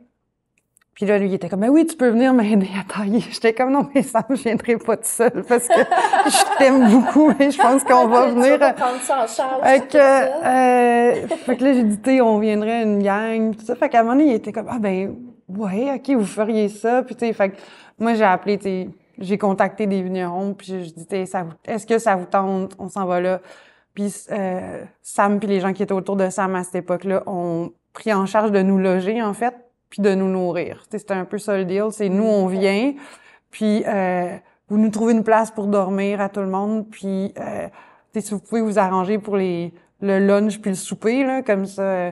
Puis tout le monde a amené du vin, fait que finalement, c'est devenu un gros party de vignerons, là, parce que nous, on a eu du fun. Puis tu vas là en disant que tu t'en vas faire quand même quelque chose de bien, tu sais, ou pour vraiment aider, puis tu sais, dire, au moins, tu sais, on savait pas est-ce qu'elle allait continuer ou pas, mais on se dit au moins, on va lui donner la chance de pouvoir y réfléchir, parce que, tu sais, si tu peux pas tailler, ben, t'es un peu pris là-dedans, tu sais, fait que nous, c'était juste, OK, ben, si on taille là, il va avoir un peu de temps en face, tu sais, pour dire, puis tu sais, après, le reste de l'équipe, je pense, il y avait une toute petite équipe, mais il pouvait prendre le reste, puis tu sais, faire avancer la saison. Fait qu'on est allé, on était, je sais pas, on était combien, une quinzaine. Quand même. Tout le monde a amené des bouteilles. Fait que le soir, ça a été un party vraiment le fun, parce qu'en plus, en début de saison, c'est rare que les vignerons aient le temps de se voir ou Puis là, c'était comme un camp de jour de vignerons, là, on était là, t'es pas chez vous, fait que tu fais juste, tout d'un coup, tu fais quelque chose sans avoir justement la charge mentale, là, tu fais juste tailler, avoir du fun, dire des niaiseries, puis tu manges, t'as du fun, tu bois des bonnes bouteilles. Tu bois des bonnes bouteilles. Ça a dû donner une belle énergie à tout le monde. Puis je pense que tout le monde est reparti de là craqué ou avec une énergie super positive pour commencer sa saison, chacun chez soi, parce que on avait eu justement le temps d'être ensemble, puis finalement tout le monde a dit est-ce qu'on refait ça, fait qu'on l'a refait l'année d'après. Mais parce que là l'année d'après, c'est drôle, c'est pas Sam qui a dit pouvez-vous venir, c'est tout le monde qui est allé l'année d'avant qui me demandait hey, on retourne-tu, parce que ça avait tellement été le fun que tout le monde disait c'était un peu c'était le moment de se retrouver avant de commencer la saison. Fait qu'on l'a fait une deuxième année, en fait. Fait qu'on est allé tailler l'année d'après aussi. Puis c'est ça. Puis ça a été vraiment le fun. Puis ça a permis de tisser des liens aussi. Je veux dire, même pour moi, là, ça fait super égoïste, mais je pense que ça m'a permis à moi de tisser des liens avec des gens que, j'avais moins de liens avant, ça a comme serré des liens entre vignerons. Puis aujourd'hui, je trouve que j'ai eu cette chance-là de développer des belles amitiés avec des gens que je connaissais moins avant ces deux camps de vignerons-là, genre. Fait que... Est-ce que c'est un métier qui est un petit peu solitaire? Parce que, vous faites, vous deux, vous faites chacun vos cuvées, vos trucs. Xavier, je pense que t'as pas d'employé. C'est ça. Fait que t'es tout seul. Ouais. Des fois, ça doit te manquer de voir. On a quand même un petit peu d'aide pour les vendanges ou trucs comme ça quand même, parce qu'on peut pas tout faire tout seul comme ça, mais oui, tout seul, ouais. Parce que vous êtes, tu sais, les vignes sont belles, mais ils jasent pas bien, là. C'est solitaire, comme, je trouve que c'est solitaire. Ouais, c'est solitaire. Ouais. Bah, solitaire, à moins d'avoir été une équipe et puis d'avoir peut-être aussi une taille assez grande pour avoir toute la mécanique qui fait que tu as une équipe, en fait. Mais là, je vais parler pour moi, sur des petites surfaces, que moi j'ai 1,7 hectares de plantés. C'est sûr que le modèle t'amène à être un petit peu plus en effectif réduit par rapport à tes charges de travail et autres, mais oui, tu jases pas tant, t'écoutes des petites choses dans tes oreilles quand même, t'écoutes aussi la nature des fois, j'écoute des podcasts, j'ai très hâte d'écouter les vôtres d'ailleurs. Et mais tu sais, d'entendre les oies passer, les animaux. Nous, on a une biodiversité qui est un peu folle là au vignoble. Là, j'ai pas loin d'une quinzaine d'oiseaux répertoriés. Il y a vraiment de tout là. Il y a du bruissement, il y a du mouvement, il y a de la vie. On a de tout. Comme je dis, c'est un peu Jumanji là chez nous. Hein. T'as beaucoup de choses, que ce soit flore et faune. Mais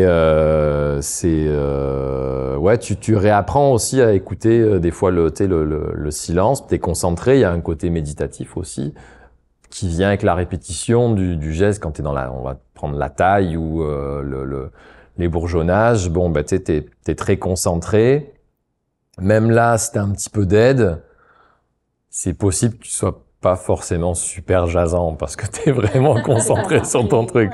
Donc t'as un moment où t'as peut-être 1 heure ou 2 où tu vas pas décrocher un mot. Après, il y a les moments où tu te déplaces, où tu changes, où tu vas chercher quelque chose, ou le lunch, ou une petite pause ou quoi, où là t'aurais l'occasion de jaser. Mais c'est vrai que c'est très centré avec, tu te retrouves en face d'un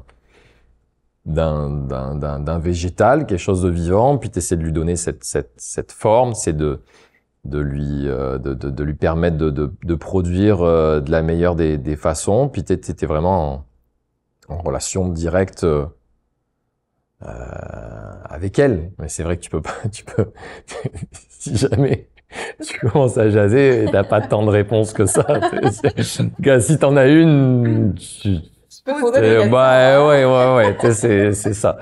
Tu peux te poser des questions, mais après, ouais, il y a ce côté méditatif un petit peu qui est là, et puis cette concentration. Moi, ça me rejoint personnellement. Et puis, non, on est bien dans les vignes. Moi, je trouve que c'est un métier quand même qui est solitaire. Puis, j'avais un bras droit au bas-compte qui... Thomas? Non, Loïc. Okay. Thomas est parti, ça fait 2 ans. Loïc... donc, Thomas était vraiment plus au chai. Genre, c'était très cloisonné quand Thomas était là. Il s'occupait des vins des bas-comptes, mais sa fonction s'arrêtait là. Quand Thomas est parti, il y a Loïc qui est arrivé, où là, j'ai découvert le plaisir d'avoir un bras droit où, justement, je trouve que, au niveau décisionnel, ou même quand il y a du matériel qui brise, ou quand quand tu te retrouves, où, il faut que tu partes, ou, il faut faire 2 choses en même temps, ou d'avoir quelqu'un, en équipe qui peut être là, puis qui peut t'aider pour, telle affaire est brisée, telle machine vient de briser, on la regarde ensemble, puis t'en penses quoi, tu ferais quoi, d'avoir quelqu'un avec qui lancer des idées, puis bander, puis dire, moi, je trouvais ça vraiment, là, il va quitter, mais moi, je trouvais ça le fun et important, en tout cas, puis pour moi, après, c'est vrai que les bas-comptes, c'est quand même 13 hectares, fait que la structure permet qu'on soit quand même 2 à temps plein sur cette structure-là. Mais personnellement, tu sais, refaire ça toute seule, je le ferais pas. Non. Parce que, tu sais, je trouve que, à un moment donné, c'est comme un peu tout, pour moi, tu sais, je trouve que c'est pas assez, même, tu sais, je trouve que c'est un peu plate d'être pris avec tout le, tu sais, tout seul. Je trouve que, tu sais, ça manque de dynamique, tu sais, je trouve que, t'avances pas, ou pas t'avances pas, mais, parce que t'avances tout le temps, mais, tu sais, dans le sens avancer pour, t'améliorer. Tu t'améliores beaucoup sur une structure comme les bacchantes, là, tu t'améliores beaucoup moins vite si t'es tout seul à tout penser que si tu peux être deux, mettons, tu sais, à pouvoir réfléchir les choses. Puis, tu sais, quand je regarde, mettons, les structures aujourd'hui, ou tu sais, les gens qui partent un peu des projets, écoute, t'as toute mon admiration de j'ai pas toujours été seul, hein, aussi. Tu sais, jusqu'à l'année dernière, il y avait David qui était avec nous, puis c'est vrai que la dynamique est différente, et puis on va plus loin à deux, là, de toute façon, puis tes erreurs, ta marge d'erreur est quand même réduite, parce que tu jases, tu parles, il y en a un qui part sur un truc, dit attends, un qui pense à autre chose. Tu peux challenger aussi. Il y a ce côté-là aussi, challengeant, bien sûr, bien sûr.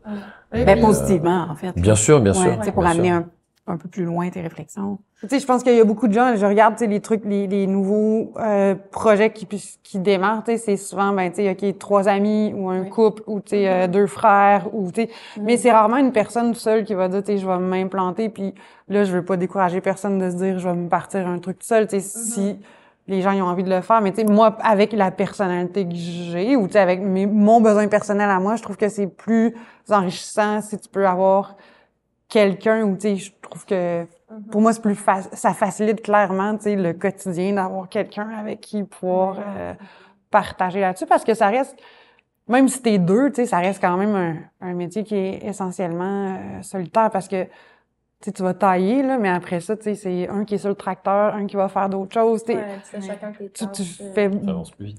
Parce que ça avance plus vite, tu sais.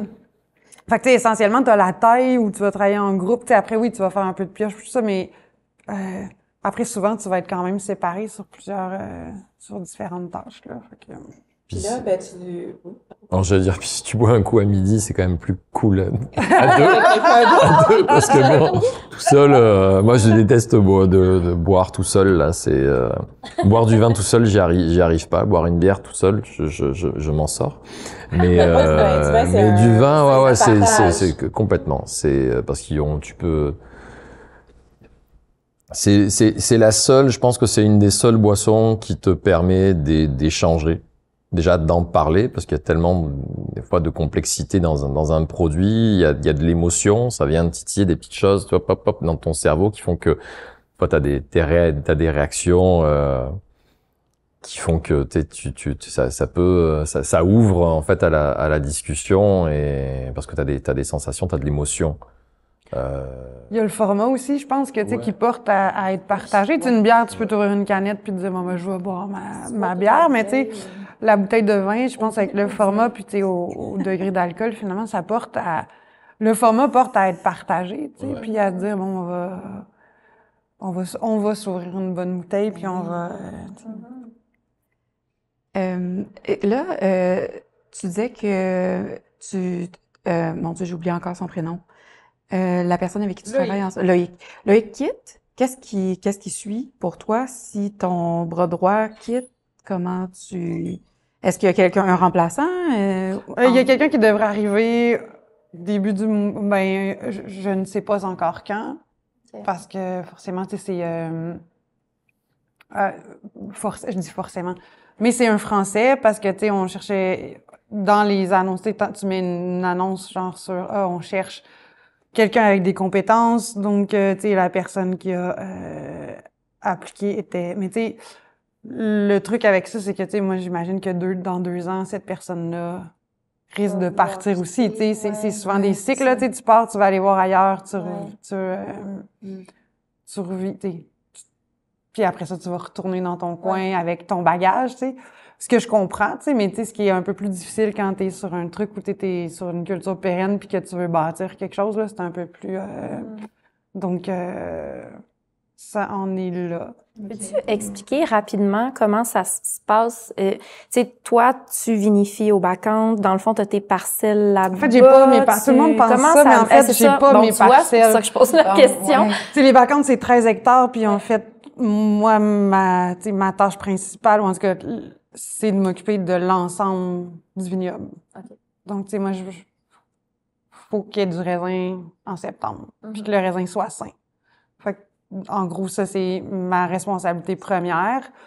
Donc, il y a 6 Mexicains qui travaillent avec nous, puis j'avais Loïc qui était avec moi. Okay. Donc, en gros, tu sais, ça, c'est l'équipe qui permet d'arriver, mais tu sais, c'est ma responsabilité de faire les traitements, c'est ma responsabilité, mettons, de m'assurer que tout le monde a le matériel pour travailler, de faire le calendrier des tâches, de ça. Après ça, moi, depuis 2020, je fais en roue libre. Bon, 2020, ça a été vraiment les premières bouteilles. Fait que, j'ai essayé des choses que j'avais envie d'essayer. Après 2021, j'ai commencé à construire un peu la gamme. Aujourd'hui, en roue libre, c'est 15 000. En 2024, j'ai fait 15 000 bouteilles. Fait que je suis à 27 ou 30% de la production totale du vignoble. Ah, quand même! Donc, en fait, après, c'est moi qui choisis, OK, bon, ben, tu sais, j'ai construit une gamme avec le temps, donc après, bon, ben, c'est sûr que, tu sais, moi, de la façon que je travaille, c'est que la gamme se reproduit d'une année à l'autre.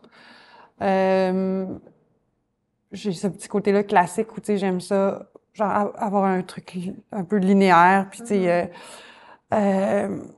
donc après, bon, ben, c'est plus, OK, combien on alloue de raisins, à la gamme en roue libre, parce que, tu sais, je sais que, mettons, pour faire du rosé, ça me prend du pinot noir, OK, pour faire la cuvée de Pétnat, mais ça me prend du Vidal. Fait qu'après, c'est combien je veux faire de Vidal, tu sais, mettons, de bouteilles de Pétnat. Fait que combien ça me prend de raisin de Vidal pour faire ça. Fait qu'on essaie de voir, OK, par rapport au rendement, mettons, par rapport au raisin que j'ai dans les vignes, bon, ben, combien on va en mettre du côté en roue libre, puis combien on va en mettre du côté Bacante. Okay. Fait que c'est les mêmes raisins, c'est juste après, ben, c'est sûr différemment. Que je connais très bien les parcelles, puis que, tu sais, j'ai les pieds dedans tout le temps, là. Fait que c'est sûr que, mettons, que je vais choisir mon rang, là. J'avoue que, t'as ton œil sur certains, là. J'ai mes spots, tu sais, genre, OK, je sais que, tu sais, tel rang. Mais, tu sais, même pour les Bacantes, là, tu sais, on fait une méthode traditionnelle où, tu sais, je sais que tel rang de Vidal, ça va aller dans la méthode trad. T'sais. Après, je sais que je veux que mon Pétnat, ben, il sorte de tel rang ou tel rang. T'sais. Après, je sais que si pour faire du blanc, je vais essayer d'aller piger dans telle place sur la parcelle pour faire mon blanc. Puis, c'est le plaisir de faire pousser le raisin, là. C'est qu'après, tu peux sélectionner qu'est-ce qui va aller où, parce que tu connais bien, tu sais,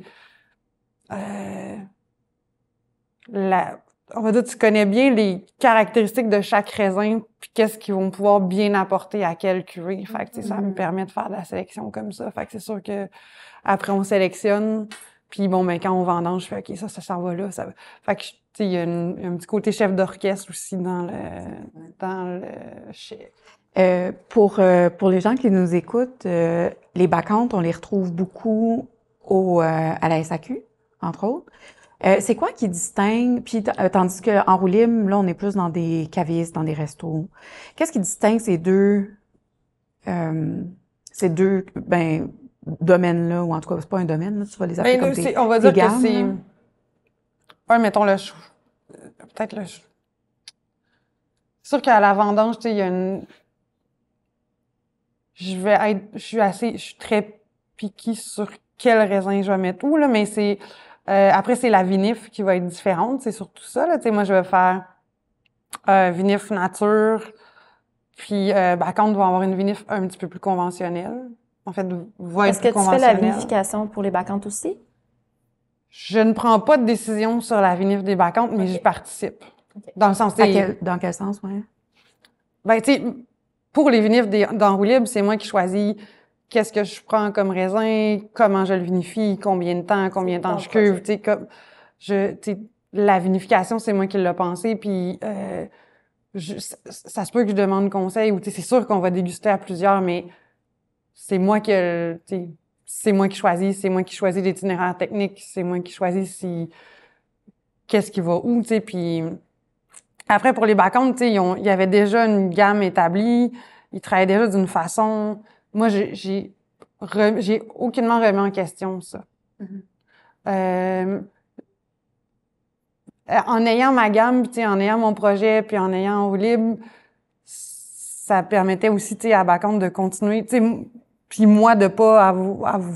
En fait, moi je veux dire, ça fait que je me vois pas aller remettre en question ou tu sais, ou aller challenger ça. C'est quelque chose qui marche. Tu sais, on est sur deux clientèles un peu différentes. Ça marche aux deux endroits. Donc, je participe au vinif dans le sens, tu sais, on ramasse le raisin, on l'entre, on va, tu sais, je vais gérer l'entrée de raisin, on va gérer, le pressoir, je vais gérer, tu sais, s'il faut soutirer, s'il faut débourber, s'il faut, tu sais, je vais le faire, mais l'itinéraire technique des backcounts, je la remets pas en question, puis je m'immisce pas. Ah, ben, je suis ce qu'il y a comme directive, okay. Fait que c'est pas, est-ce que tu considères ça comme tes vins ou? Non. Non. C'est mes raisins, mais c'est pas mes vins. Okay, c'est là où la ligne est placée, en fait. Parce que non, c'est pas mes vins, parce que moi, probablement que je prendrais pas les mêmes décisions. C'est pas dire que mes décisions sont meilleures, ça veut juste dire que je prendrais pas les mêmes. Ces vins-là ont pas ta personnalité. Ont pas ma signature. En roue libre, c'est ma signature. Les backcounts, c'est pas ma signature. Puis je pense que c'est là où tu deviens vigneron, dans le sens où tu fais pousser du raisin puis tu as une signature sur ton vin. Puis ça représente un peu... En gros, oui, ça représente un peu ta personnalité parce que tu y as pensé, t'as goûté plein de vins, qu'est-ce que t'aimes pas. OK, s'il y a un défaut qui te gosse, il va te gosser tout le temps, genre, puis là, tu vas faire OK, puis tu vas y passer du temps. S'il y a un truc qui me dérange sur un vin des Backcounts, par exemple, je vais dormir la nuit parce que c'est pas ma signature, ça vient, tu sais, c'est pas moi qui a choisi de faire ça, tu sais, mais en roue libre, c'est moi qui a fait ce choix-là. C'est moi qui veux les vendre, c'est moi qui veux j'espère que les gens vont les aimer. Fait que, tu sais, c'est sûr que quand il y a quelque chose qui me cloche, ben, ça vient me chercher. Mais si les gens aiment ça, par exemple, ben, là, tu fais, ah, OK, cool, tu sais, les gens, ils ont bien une mission accomplie, là. Fait que, il y a une différence entre les deux, là. Ça me fait penser, quand la première fois qu'on t'a rencontré, Xavier, tu nous as parlé, tu sais, pour toi, t'avais des critères qui faisait en sorte que tu voulais que ton vin respecte, en fait. Geneviève nous a parlé un peu de la personnalité de ses vins. Je pense qu'au début, justement, on a bien identifié tes vins. Attends, c'était quoi, donc? Je l'ai dit comme instinctivement, là, mais élégant, finesse et caractère. Oui. Personnalité. Mordant, avec du mordant. Voilà. En tout cas, on va la retenir, celle-là, hein. Mais Xavier, je me souviens quand tu nous avais fait goûter, là, on avait toutes tes cuvées, il y avait pas d'étiquette. Ah, mon Dieu! Ici. Nous, on est tombés à la renverse. Pour vrai, là, on comprenait pas ce qui se passait. Je sais pas si on te l'a dit, mais quand il y a quelqu'un qui est venu nous livrer notre commande, on le voyait arriver avec son diable puis plein de caisses, puis on était comme Marie puis moi on s'est regardé, on s'est tellement énervé là, on n'a jamais commandé autant de vin d'un même vigneron d'un coup. Jamais. Puis ton livreur il sortait puis on était comme il y en a d'autres, il fait oui, il y en a d'autres. Puis on se disait mais voyons donc, puis là on est retourné dans ce qu'on t'avait commandé, puis on s'est dit ben oui, on a vraiment commandé tout. On pensait qu'il y avait une erreur. Oui. On s'est dit ben voyons comment ça qu'on a tout commandé ça, c'est bien trop. Puis finalement, regarde, il nous reste quasiment plus rien. Honnêtement, t'es venu nous faire goûter tes vins, on s'attendait à rien parce que comme chaque fois, on se dit, tu sais, on se fait pas d'attente et tout. Puis quand t'es parti, on a fait, mais qu'est-ce qui s'est passé? C'était donc ben bon, tout ça, tu sais. Puis t'es vraiment arrivé justement avec tes bouteilles, pas d'étiquette. Pas d'étiquette. On a goûté à ça. Puis Kat et moi, on se partage un cerveau, là, la plupart du temps. Puis, tu sais, on va pas se parler nécessairement devant les gens, mais on se regardait. Puis je pense que les deux, dans nos yeux, on se disait, OK, c'est vraiment, vraiment bon ce qu'on est en train de boire. On a comme eu ce feeling-là. Ah, tellement. Ouais.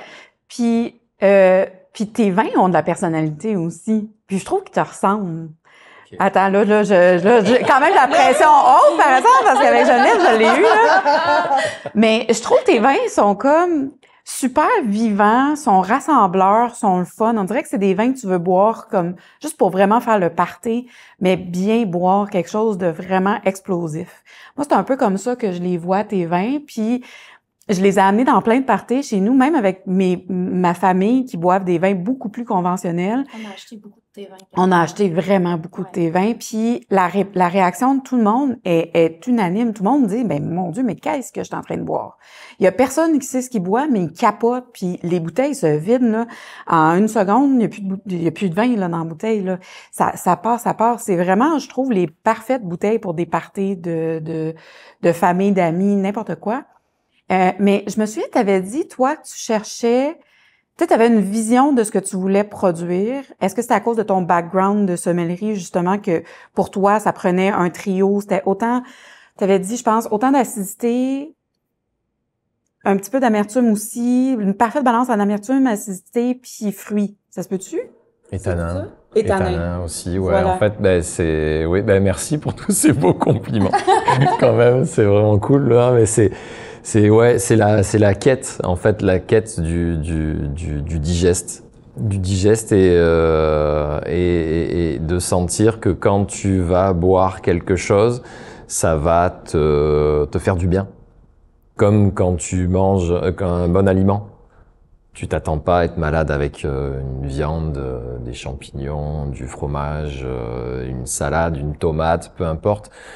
On devrait, à mon avis, jamais s'attendre ou à avoir une espèce d'appréhension quand on débouche une bouteille ou demain je vais être scrap. Non, c'est alimentaire. Ça suit le même chemin.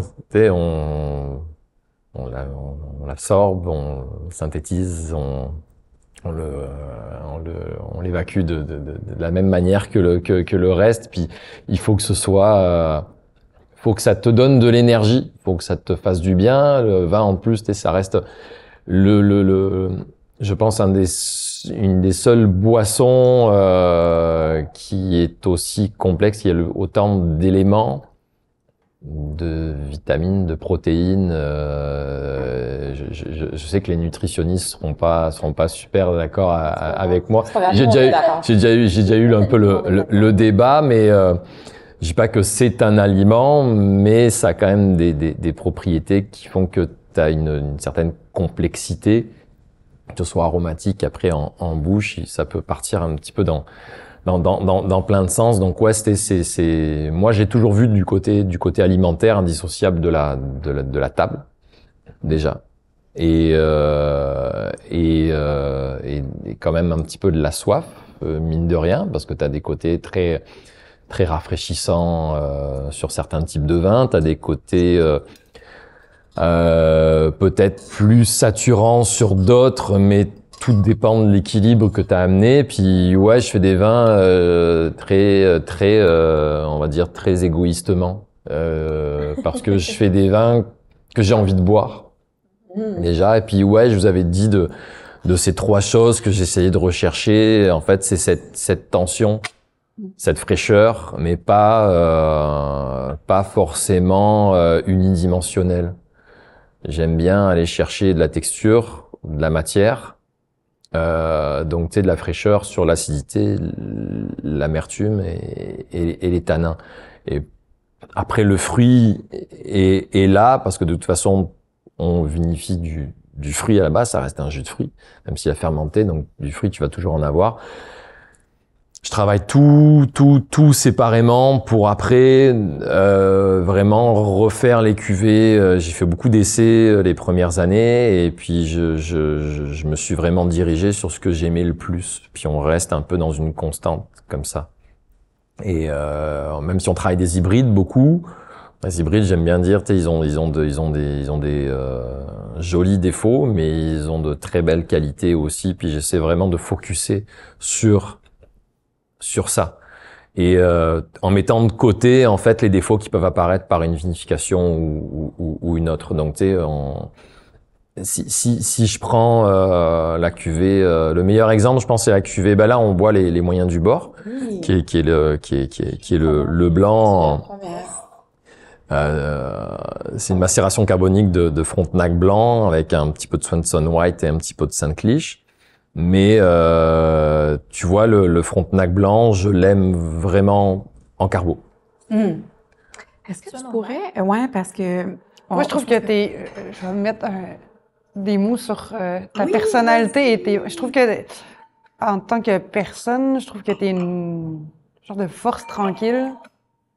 Peut-être que t'es... Mais pour moi, t'es quelqu'un vraiment que je trouve qu'il y a qui a une force en soi, mais en même temps qui est très tranquille. En fait, t'es très apaisant comme personne quand on est à côté de toi. Moi, je t'écouterais parler toute la journée, là. Ça nous ground ou ça nous apaise, tu sais. Puis je trouve que tes vins, ils ont cette force-là tranquille. Genre, tu les bois, puis quand tu dis que tu veux que les gens se fassent du bien, mais je trouve qu'on les boit, puis il y a cette force tranquille-là. Tu sais, t'as quelque chose de dynamique, mais en même temps qui pose, genre, mais... J'adore ça. Mais je trouve vraiment que t'as cette qualité-là de... On s'assoit à côté de toi, puis on voudrait rester là toute la journée, ça... Sans s'endormir. Non, c'est pas du tout, c'est une...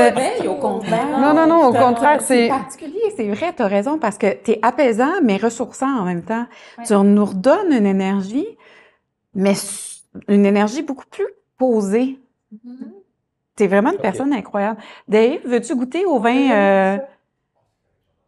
Ah, ben, c'est un autre. Faut que tu goûtes. Travail de Xavier. On t'a jamais dit que t'étais une force tranquille? J'adore. Pas tant.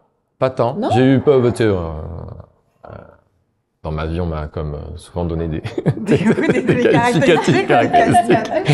Mais non, force tranquille, non, pas tant. Non. Bah merci, j'ai bien fait de venir, mon Dieu. N'importe quand.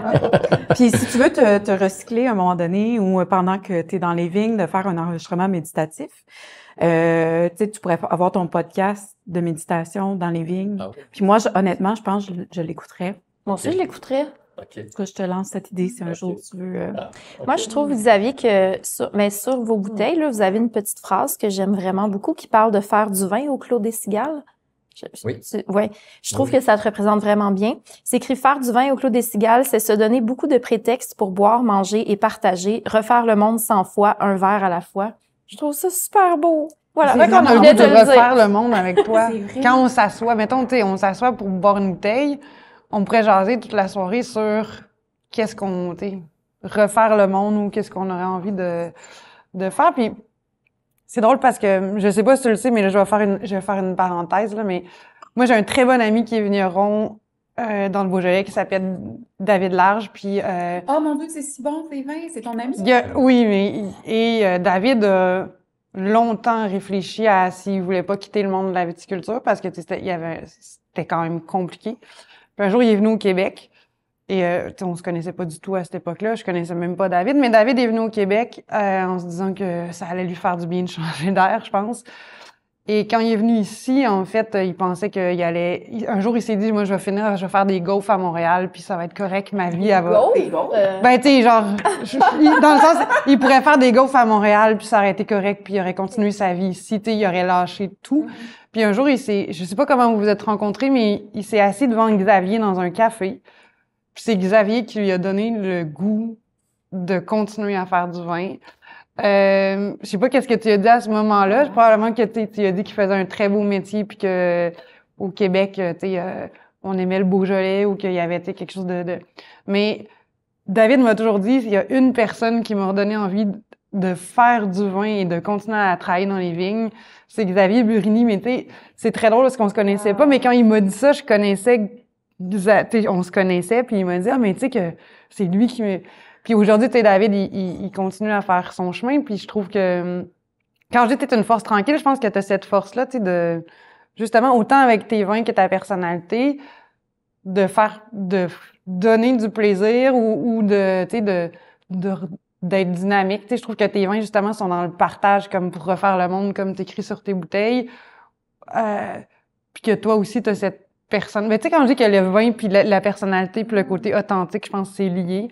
Fait qu'en tout cas, t'as donné envie à un vigneron de continuer sa vie de vigneron. Fait que je trouvais ça, chouette. Mais non, mais puis tu sais, les vins de David sont incroyables. Fait que merci d'y avoir donné L'envie de continuer? Il est reparti en se disant, ah, ben, ça vaut peut-être la peine de refaire. Au final, on s'est rencontrés sur Ontario dans un café. Et puis, c'est drôle parce qu'on s'est assis, puis je l'attendais. Puis, en fait, je me suis assis à une table qui était comme, tu sais, dans la fenêtre, comme ça et tout. Puis, en fait, il était à côté de moi. Sans le savoir. Sans le savoir. Et à un moment donné, tu sais, puis on s'attendait. Puis, genre, au bout de 5 minutes, à un moment, on se tourne l'un vers l'autre. Toi, t'es-tu... Ouais, salut. Et finalement, ouais, non, c'est ça, c'était assez drôle. Et finalement, sincèrement, on a parlé des c'est toujours, je vais souvent à l'essentiel et j'aime bien reprendre des choses qui sont à l'origine. En fait, tu sais, les points de départ et pourquoi on fait, ou tu sais, c'est ça, les vrais trucs. Tu peux rentrer tu peux tergiverser, tu peux faire les choses pour les bonnes raisons, hein, et puis qui t'animent profondément. Je pense que ça. Puis on a jasé un peu de la vie, tu sais, et puis tant mieux. Je pense que c'est toujours des discussions qui sont stimulantes et qui vont à l'essentiel. En fait, c'est ne pas perdre de vue l'essentiel. C'est le vin, on l'a beaucoup intellectualisé, on l'a beaucoup mercantilisé, je sais pas si ça se dit. Mais ça reste une boisson. C'est un jus de fruits qui pousse à un endroit, qui a un goût particulier et qui est différent sans doute du même fruit, mais qui pousse à un autre endroit. Et finalement, ça reste une boisson pour étancher une soif, pour étancher et n'importe quelle soif, en fait, une soif parce qu'on est déshydraté, ou une soif des fois de connaissance, ou une soif de plaisir, en fait. Et il n'y a pas beaucoup de boissons, pas beaucoup de choses qui te permettent d'échanger, de réunir. Comme aujourd'hui, on est 4 personnes, on parle du vin, vous vendez du vin. Ce côté rassembleur là, partage et rassemblement, il y a pas beaucoup de choses qui te permettent de faire ça. Et de jaser, et puis de jaser indéfiniment. On s'est vu avec Geneviève sur 1h du midi, il y a pas si longtemps que ça. Et puis je suis parti à 4h30, quelque chose comme ça. Tu sais, puis c'était blablabla, blablabla. Et c'est quasiment à l'infini. Puis on n'aurait pas assez déjà d'une vie pour tout connaître, pour jaser, échanger. Il y a plein, en plus j'imagine toujours le vin comme une pièce ronde. Tu rentres dans la pièce ronde, puis là il y a plein de portes. Et chaque porte t'amène à une autre discipline. Encore une fois, je pense que c'est un des seuls trucs qui peut t'amener sur de la chimie, de la mécanique, de la culture, des arts de la table, de la physiologie, du goût, chimie, botanique, ampélographie. C'est un truc qui ouvre sur énormément de disciplines. Et à chaque fois que tu ouvres en plus une porte, tu dis putain, je sais rien. Et ça te ramène à une certaine humilité en te disant, tu rentres, tu ouvres la porte, tu dis oh, ça a l'air un peu compliqué tout ça. Tu refermes, tu vas vers l'autre, mais mine de rien, tu es obligé un peu de retourner vers l'autre et te dire bon on va rentrer tout doucement, puis on va aller voir un peu ce qui se passe dans cette porte-là et essayer de découvrir un compartiment, tu sais, puis après histoire aussi, géographie. C'est passionnant. Pourquoi on faisait du vin là? Depuis quand? Avec qui? Comment c'était fait? Dans quel contenant? Je veux dire, mais bien sûr. Tellement de volets à explorer. C'est tellement un univers vaste. C'est vaste. C'est vaste. C'est comme tu as dit, c'est un univers. Ah, mais c'est là que tu te rends compte qu'en fait, tu vas mourir avec peu de connaissances. Je veux dire, malgré tout le chemin qu'on va avoir fait, genre, dans ce milieu-là, tu vas finir ta vie quand même avec... Il y a tellement de choses encore à apprendre. On n'a pas assez de vie, je pense. Non, je pense que tu peux pas... Ça te prend 3, 4, 5, 6 vies de vigneron pour arriver à essayer d'être... Oui. Vous vous sentez comment dans votre vie de vigneron en ce moment? C'est vaste comme question. Ben, tu dis, tu sais, dans ta vie de vigneron, tu sais, comme... tu sais, mettons, tu avais à écrire un livre, là. Ce serait quoi, mettons, dans... Mettons, on fait notre autobiographie de vigneron, là. Ouais. Oh. Vas-y, hein. Je te laisse la parole, Geneviève, gentiment.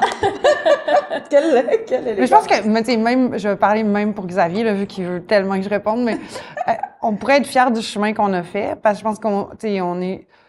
Moi, j'ai appris en France, tu sais, Xavier, il est parti d'un autre... du milieu de la sommellerie. Aujourd'hui, on se retrouve, tu sais, vigneron, au Québec, genre, tu sais, fait qu'on est dans un truc qui est quand même jeune, tu sais, qui a une quarantaine d'années. Fait que je pense qu'on peut quand même être fiers de ce qu'on fait, parce que je pense qu'on participe à, tu sais, ça a 40 ans. Fait que, tu sais, on participe quand même à la construction de ce qui est la viticulture, puis, tu sais, le vin du Québec. Fait que, tu sais, ça, je pense que, ça, je trouve ça, on va dire ça, je pense que là-dessus, on peut être fiers de nous, de participer à ça. Après ça, c'est sûr que, tu sais, moi, chaque fois que je me lève ou, tu sais, qu'il y a une problématique, je me dis, oh mon Dieu, tu sais, j'ai appris plein de choses, mais moi, aujourd'hui, je suis surtout dans mon Dieu, j'ai tellement de choses à apprendre. Tu sais, si j'écrivais mon livre aujourd'hui, je serais fière de participer à ça, mais après ça, tout ce qui suit, c'est, OK, ça, je suis pas encore en maîtrise de ça, tu sais, OK, telle chose, j'aimerais ça l'apprendre, tel truc, tu sais, je connais pas. Humble, votre façon de voir les choses. Je comprends pas encore bien mes sols, je comprends pas, OK, telle problématique, je l'ai depuis 5 ans, mais tu sais, comment je vais faire, tu sais, je l'ai pas encore réglé. Je suis beaucoup plus dans une approche je vois tout en fait, c'est sûr que chaque fois, je vois tout ce que j'ai pas encore compris, puis, tu sais, ce que j'aimerais apprendre. Mais après, tu peux pas juste focusser là-dessus parce que sinon, c'est un peu paralysant. Fait que tu t'accroches à tout ce que tu sais, genre, puis ce que tu arrives à contrôler, puis c'est ça qui fait que, tu sais, je sais que je contrôle bien mes traitements, que, tu sais, les maladies, ça, j'ai une bonne approche. Fait que là, je vais essayer d'aller faire, tu sais, le plus, tu sais, je vais essayer de faire, OK, ben maintenant, je peux essayer de, mettons, je sais pas, travailler plus avec de la prêle ou, tu sais, pour avoir un apport de silice, ou je peux m'améliorer parce que je contrôle les paramètres de base. Fait que là, je vais essayer de m'améliorer, mais tu sais, il y a encore beaucoup de choses, là, tu sais, les bases sont encore mouvantes dans certains paramètres, puis tu sais, moi, j'ai eu beau avoir un apprentissage en France, tu sais, pendant 5 ans, où, tu sais, quand tu le transposes ici, là, il y a des choses qui se transposent, mais il y a bien des choses que tu fais, oh my God, genre, on n'est pas à la même place, la saison, tu sais, elle va tellement vite, puis mais c'est ça, tu sais, je pense que personnellement, dans mon livre, j'écrirais que, tu sais, si tu veux être une bonne vigneronne ou un bon vigneron, justement, l'humilité, il faut que tu la gardes toute ta vie parce qu'il y a tellement de portes, comme vous aviez dit, que t'auras jamais le temps de faire toutes les portes. T'auras jamais le temps de devenir excellent dans tout. Puis c'est pas parce que une année, tu fais une cuvée où, tu sais, tu te dis, hey, là, je l'ai, là. Hey, c'est tellement bon, genre, tu sais, là, t'es super fier. Mais l'année d'après, là, ça se peut que tu te plantes ou ça se peut que, tu sais, ça se peut que tu vas, écoute, ça marchera pas. Ouais. Fait qu'il faut que tu restes, je pense qu'une des qualités que j'aimerais avoir, mettons, là, c'est de garder l'humilité puis tout le temps de dire, hey, mais je suis contente de ça, mais il y a tellement de paramètres qu'on contrôle pas, rien prendre pour acquis, tu sais, c'est ça. Puis aussi sortir de ma zone de confort puis ouvrir la porte que j'ai pas le goût d'ouvrir. Laquelle que t'as pas le goût d'ouvrir? Ah, il y en a plein où je suis pas bonne, là, mais tu sais, les sols, là, j'ai de la misère. Tu sais, genre, la compréhension vraiment profonde des sols, c'est pas, tu sais, depuis le début, j'ai de la misère. Tu sais, au BTS, j'ai de la misère. Tu sais, c'est pas un truc qui me... Tu sais, les maladies, je vais comprendre tu sais, comment fonctionne l'oïdium, tu sais, mais le sol, tu sais, pourtant le sol, c'est hyper important, mais tu sais, c'est là, faut que je creuse, puis c'est là où, tu sais, on dirait que j'ouvre la porte, je fais comme, puis là, tu sais, j'y retourne, mais tu sais, c'est plus dur. Puis, fait que ouais, ça serait pas mal ma porte à ouvrir. Donc là, maintenant, c'est mon tour. C'est à ton tour. Quand même, t'as rien d'autre à ajouter? Si j'écrivais mon livre, ouais. Ben, l'humilité face à l'immensité de cet univers-là, de la tâche aussi, toutes les étapes. Ouais, la fierté de faire partie d'une, on va dire, d'une communauté. Oui, j'allais dire une industrie, puis... Mais je pense que quand même, il y a une forme de communauté. Ouais, il y a une forme de communauté. Le sentez-vous, cette communauté-là? Est-ce que vous trouvez que c'est assez présent? Quand même. Moi, je dirais oui, mais... Ouais, quand même, ouais, bien sûr, ouais. Tu peux pas être... Alors, mini-pendant, tu peux pas être ami avec tout le monde de l'industrie, dans le sens tu peux pas... Ta communauté, ça sera jamais tous les producteurs de vin du Québec, mais je pense qu'on a chacun notre petite communauté qui fait que, justement, on n'est pas tout seul. T'as les affinités, on reste humain, puis t'as des gens avec qui t'es plus proche, d'autres avec qui, malheureusement, des fois, t'as peu d'occasions de te rencontrer et d'échanger, donc, par la force des choses, t'as pas tant de liens qui sont faits. Mais ouais, c'est cette, et moi, en fait, j'avais, il y a quelques années, en fait, j'avais parti un petit blog et j'avais écrit une espèce d'article de fond sur, je rappelle le titre, c'était le réveil du terroir, où là, je parlais de quelques vignerons qui étaient là et qui avaient un peu défraîchi, tracé un certain sentier, justement, de cette valorisation de ces raisins-là et de vins peut-être plus expressifs de l'endroit où ils étaient faits. Et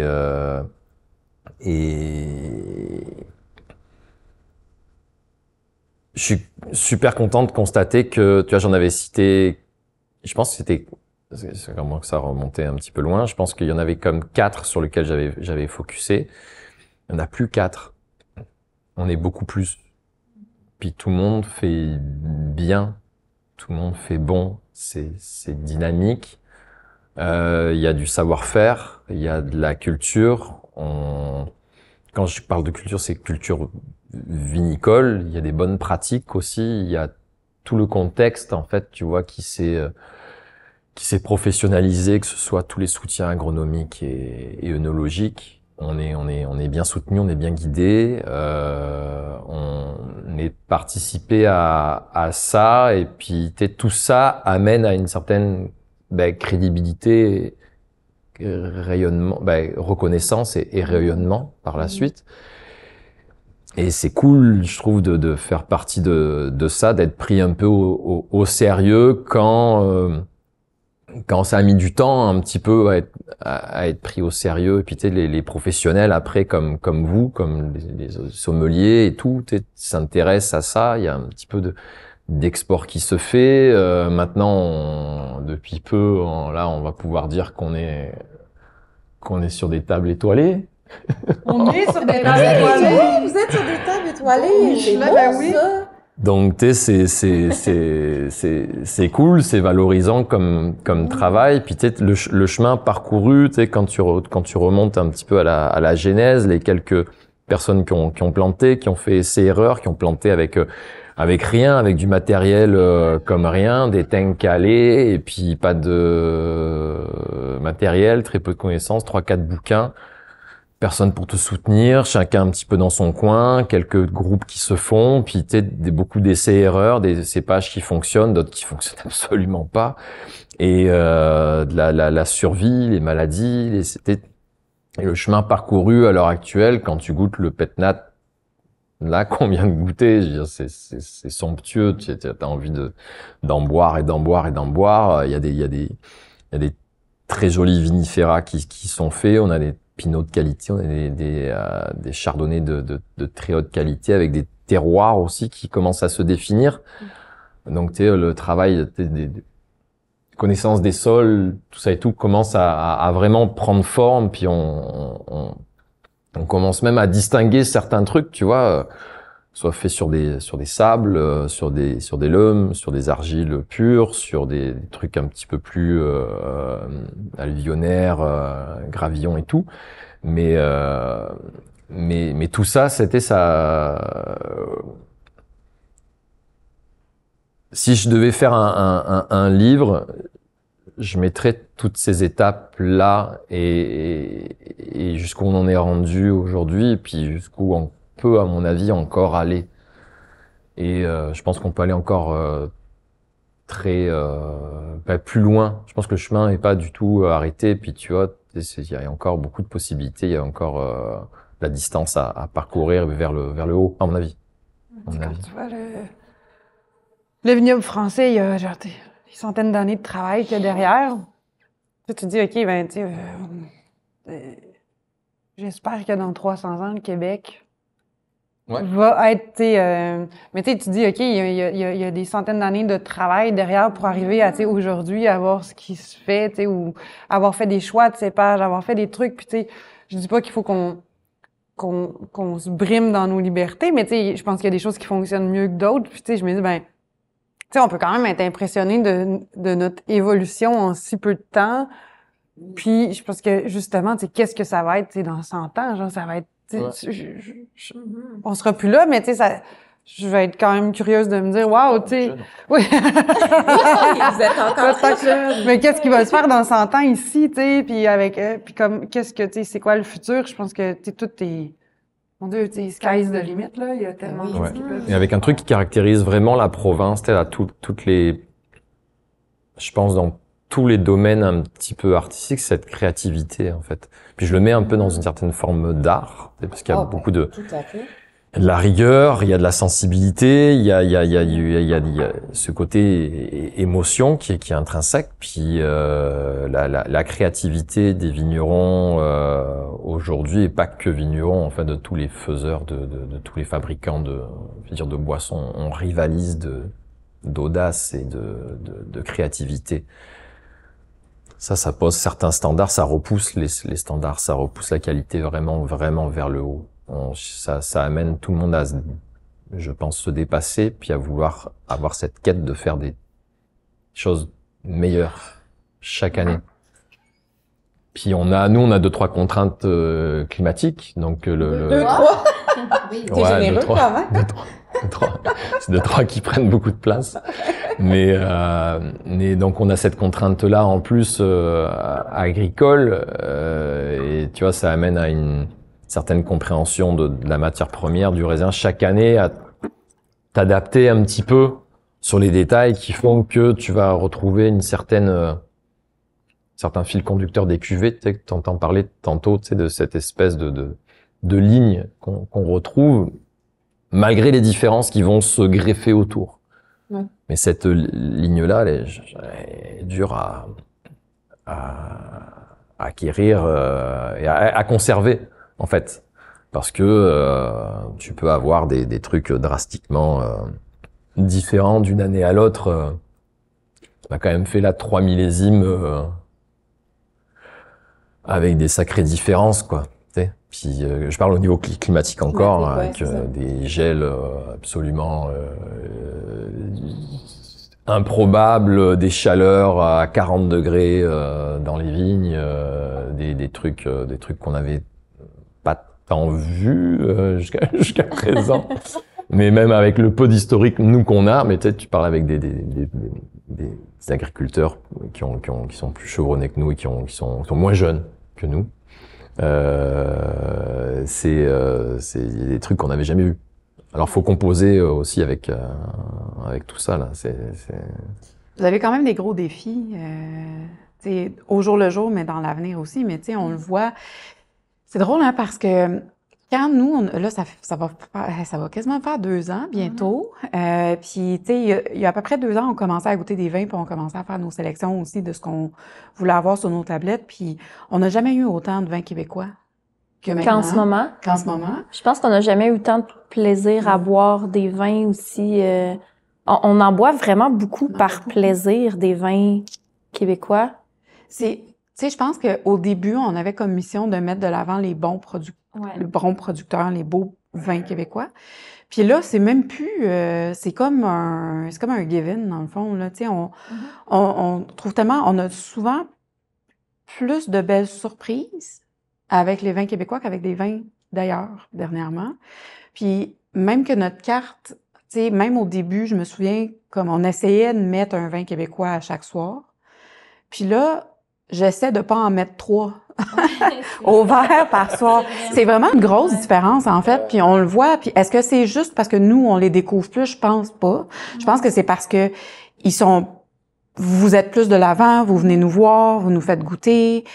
Puis je pense qu'il y a juste un monde à découvrir qu'on ne connaissait pas tant l'ampleur. Il y a encore, tu sais, au début, il y a 2 ans. Puis c'est super. Moi, je suis vraiment fière de pouvoir mettre vos vins sur la carte puis de voir les gens partir avec vos bouteilles après parce que ils ont tellement capoté. Parce que souvent, il y a encore puis vous devez encore vivre ça vous aussi, mais tu sais, l'appréhension des gens sur les vins québécois, elle existe encore, là. C'est pas fini, là, les gens. Ouais, on est plus fiers du port du Québec que, non, mais, j'ai exagéré, mais tu sais, mais dans le sens, je veux dire, tu sais, il y a des choses qui sont vraiment implantées dans notre culture, genre, tu sais, le lait du Québec, le port du Québec, là, tu sais, l'agneau du Québec, les fromages du Québec, tu sais. Ça, au niveau, tu sais, aujourd'hui, dans l'assiette, les légumes du Québec, on va le dire, là, tout est... Tu sais, le vin, il y a des endroits où, tu sais, oui, tu sais, les gens vont être aussi enthousiastes que sur, tu sais, les fromages du Québec, mais il y a d'autres endroits où tu as encore besoin de dire, tu sais, goûtez, vous allez voir, tu sais, les gens, ils vont être... T'espères qu'ils vont être agréablement surpris, là, mais tu sais, il y a encore des a priori, mais quand même, je trouve que c'est mieux que ce que c'est. Je trouve que les gens... Il y a un plus beau rayonnement maintenant, je pense. Puis tu sais, par rapport... Moi, j'ai vendu du Beaujolais, mettons, puis j'ai essayé de vendre du Beaujolais en France, là. Puis je veux dire, tu sais, les a priori, quand ils sont inscrits historiquement, c'est vraiment, vraiment dur à dépasser, tu sais. Tu peux avoir un vin super bon, mais il y a un a priori historique, puis tu vas te faire claquer des portes, tu sais, une après l'autre. Ici, ce qui est intéressant, c'est qu'il y a un a priori, mais il n'est pas historique. C'est juste comme un peu de la méconnaissance. Ou les gens y osent pas, mais c'est pas historique. C'est pas on a goûté, on a vraiment pas aimé, puis on voudra pas y retourner. Ou c'est. Puis la différence ici, on a un côté aussi où les gens ils sont curieux. Le consommateur est curieux, il a envie de déguster, il a envie de découvrir. Fait que s'il trouve quelque chose qu'il aime, ça va ouvrir la porte, puis après ça, il va vouloir goûter d'autres choses. Fait qu'il s'agit qu'il trouve un vin québécois qu'il aime, tu sais, ou qu'il découvre un verre, tu sais, à un moment donné, de vin québécois, puis il fasse « Ah, hey, j'aime ça, le vin du Québec ». Ça prend juste ça pour ouvrir la porte, puis après, il va essayer. Puis tu sais, après, mais ça devient normal, là, tu sais, il y a des choses que, je veux dire, une fois que tu ouvres la porte, il y a des vins qui vont t'accrocher plus que d'autres. Puis il y a des vins que tu vas trouver bons parce que c'est ton goût. C'est très, tu sais, c'est très subjectif, le vin, comme n'importe quel mets ou, tu sais... Donc, il y a des choses que tu aimes plus que d'autres, mais la chance qu'on a au Québec quand même, c'est que le consommateur en général est curieux. L'a priori est là, mais c'est ça, il est pas inscrit, tu sais, sur genre une ligne historique dans la durée. Tu sais, c'est plus, hey, je suis pas sûre, tu sais. Puis moi, j'ai mes petites habitudes, tu sais, moi j'aime ça mon, tu sais, mon Sancerre ou mon, tu sais. Fait que tu sais, ils ont un truc qu'ils aiment, puis tu sais, il faut comme les aider à dépasser ça, puis à aller essayer autre chose. Puis je pense qu'on est quand même... On a de la chance d'être au Québec puis d'être dans ce milieu-là avec ces consommateurs-là. Absolument. Ouais, définitivement. Définitivement. J'ai eu le plaisir de vendre du vin dans les deux continents quand même, puis il y a le régionalisme dans les pays producteurs, en fait, où les gens sont très chauvins sur leurs appellations, sur leur région, en Bourgogne, j'avais commandé j'avais le goût de boire un moulin avant, j'étais à Beaune, je m'excuse. Puis la personne m'a mis en garde parce que c'était du gamay. Faites attention, c'est du gamay. Faites attention. Et j'ai eu des gens qui boivaient, qui ne voulaient pas boire. Attention d'adorer ça. Ouais, c'est ça. Non, mais attention, parce qu'en Bourgogne, t'es en pinot noir, puis tu sais, c'est vraiment comme... Pinot noir, c'est le top, puis le gamay, c'est... On regarde ça. La sourasse. Mais tu sais, j'avais des gens de la région bordelaise qui buvaient pas de rive gauche. Ouais, c'est fou. C'est rive droite, rive gauche, là. J'avais dit, pourquoi? Parce que ça ne se fait pas. Parce que ça ne se fait pas dans la famille. Ah, c'est donc vrai. C'est vrai?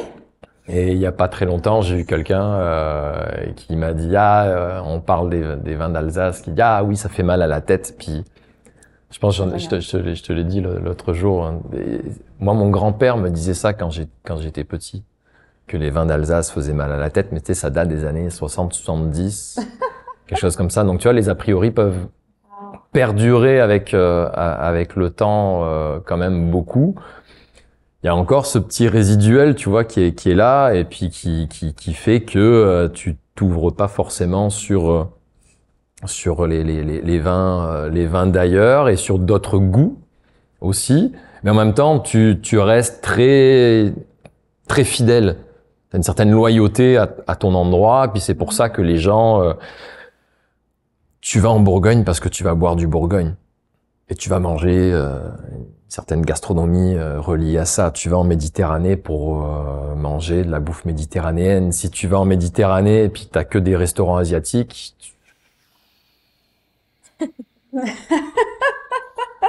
tu vois ce que je veux dire, c'est que ça rejoint après une autre approche et par rapport aux produits, par rapport à la bouffe.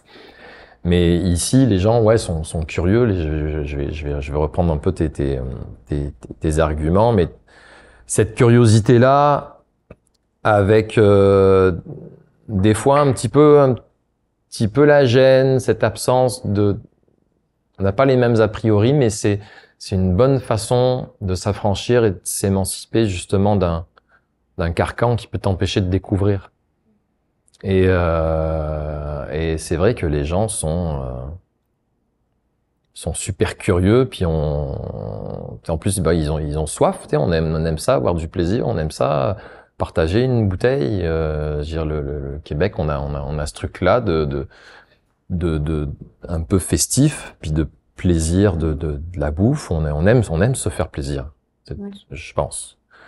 Et ça change tout, en fait.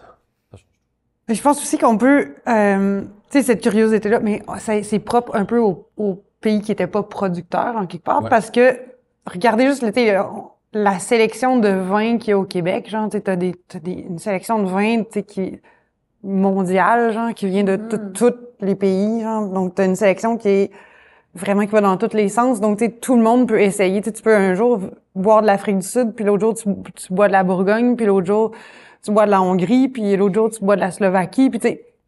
Donc, t'as tout ça qui est disponible. Tu vas dans un caviste français, tu sais, j'ai un caviste en Bourgogne, il y a du pinot noir, genre. Puis tu vas avoir un peu quelques bouteilles d'Alsace puis quelques bouteilles bordelaises, mais tu sais. Ils ont de la poussière dessus. Dans le Beaujolais, c'est pareil, tu sais, t'as beaucoup de Beaujolais, puis après ça, t'as il est des poussières de temps en temps, mais tu sais, tu vas avoir peu, puis après, si tu veux sortir du vin français, genre, t'as 3 bouteilles italiennes dans un coin, genre, puis tu sais, t'as pas toute cette opportunité-là de goûter des choses qui viennent. Fait que ce qui fait aussi que les gens, ils restent finalement dans leur grosse zone de confort, parce que tu vas chez le caviste acheter les mêmes bouteilles que t'achètes tout le temps, un peu, entre guillemets, tu sais, mais ici, t'as déjà une sélection qui est comme tellement vaste que tu dis, puis il y a 2 penchants à ça, c'est que les gens, ils vont être prêts à essayer de tout, mais à côté de ça, en tant que vin québécois, il faut aussi que tu te dises que dans ton marché, dans lequel tu mets du vin en vente, il y a aussi de tout.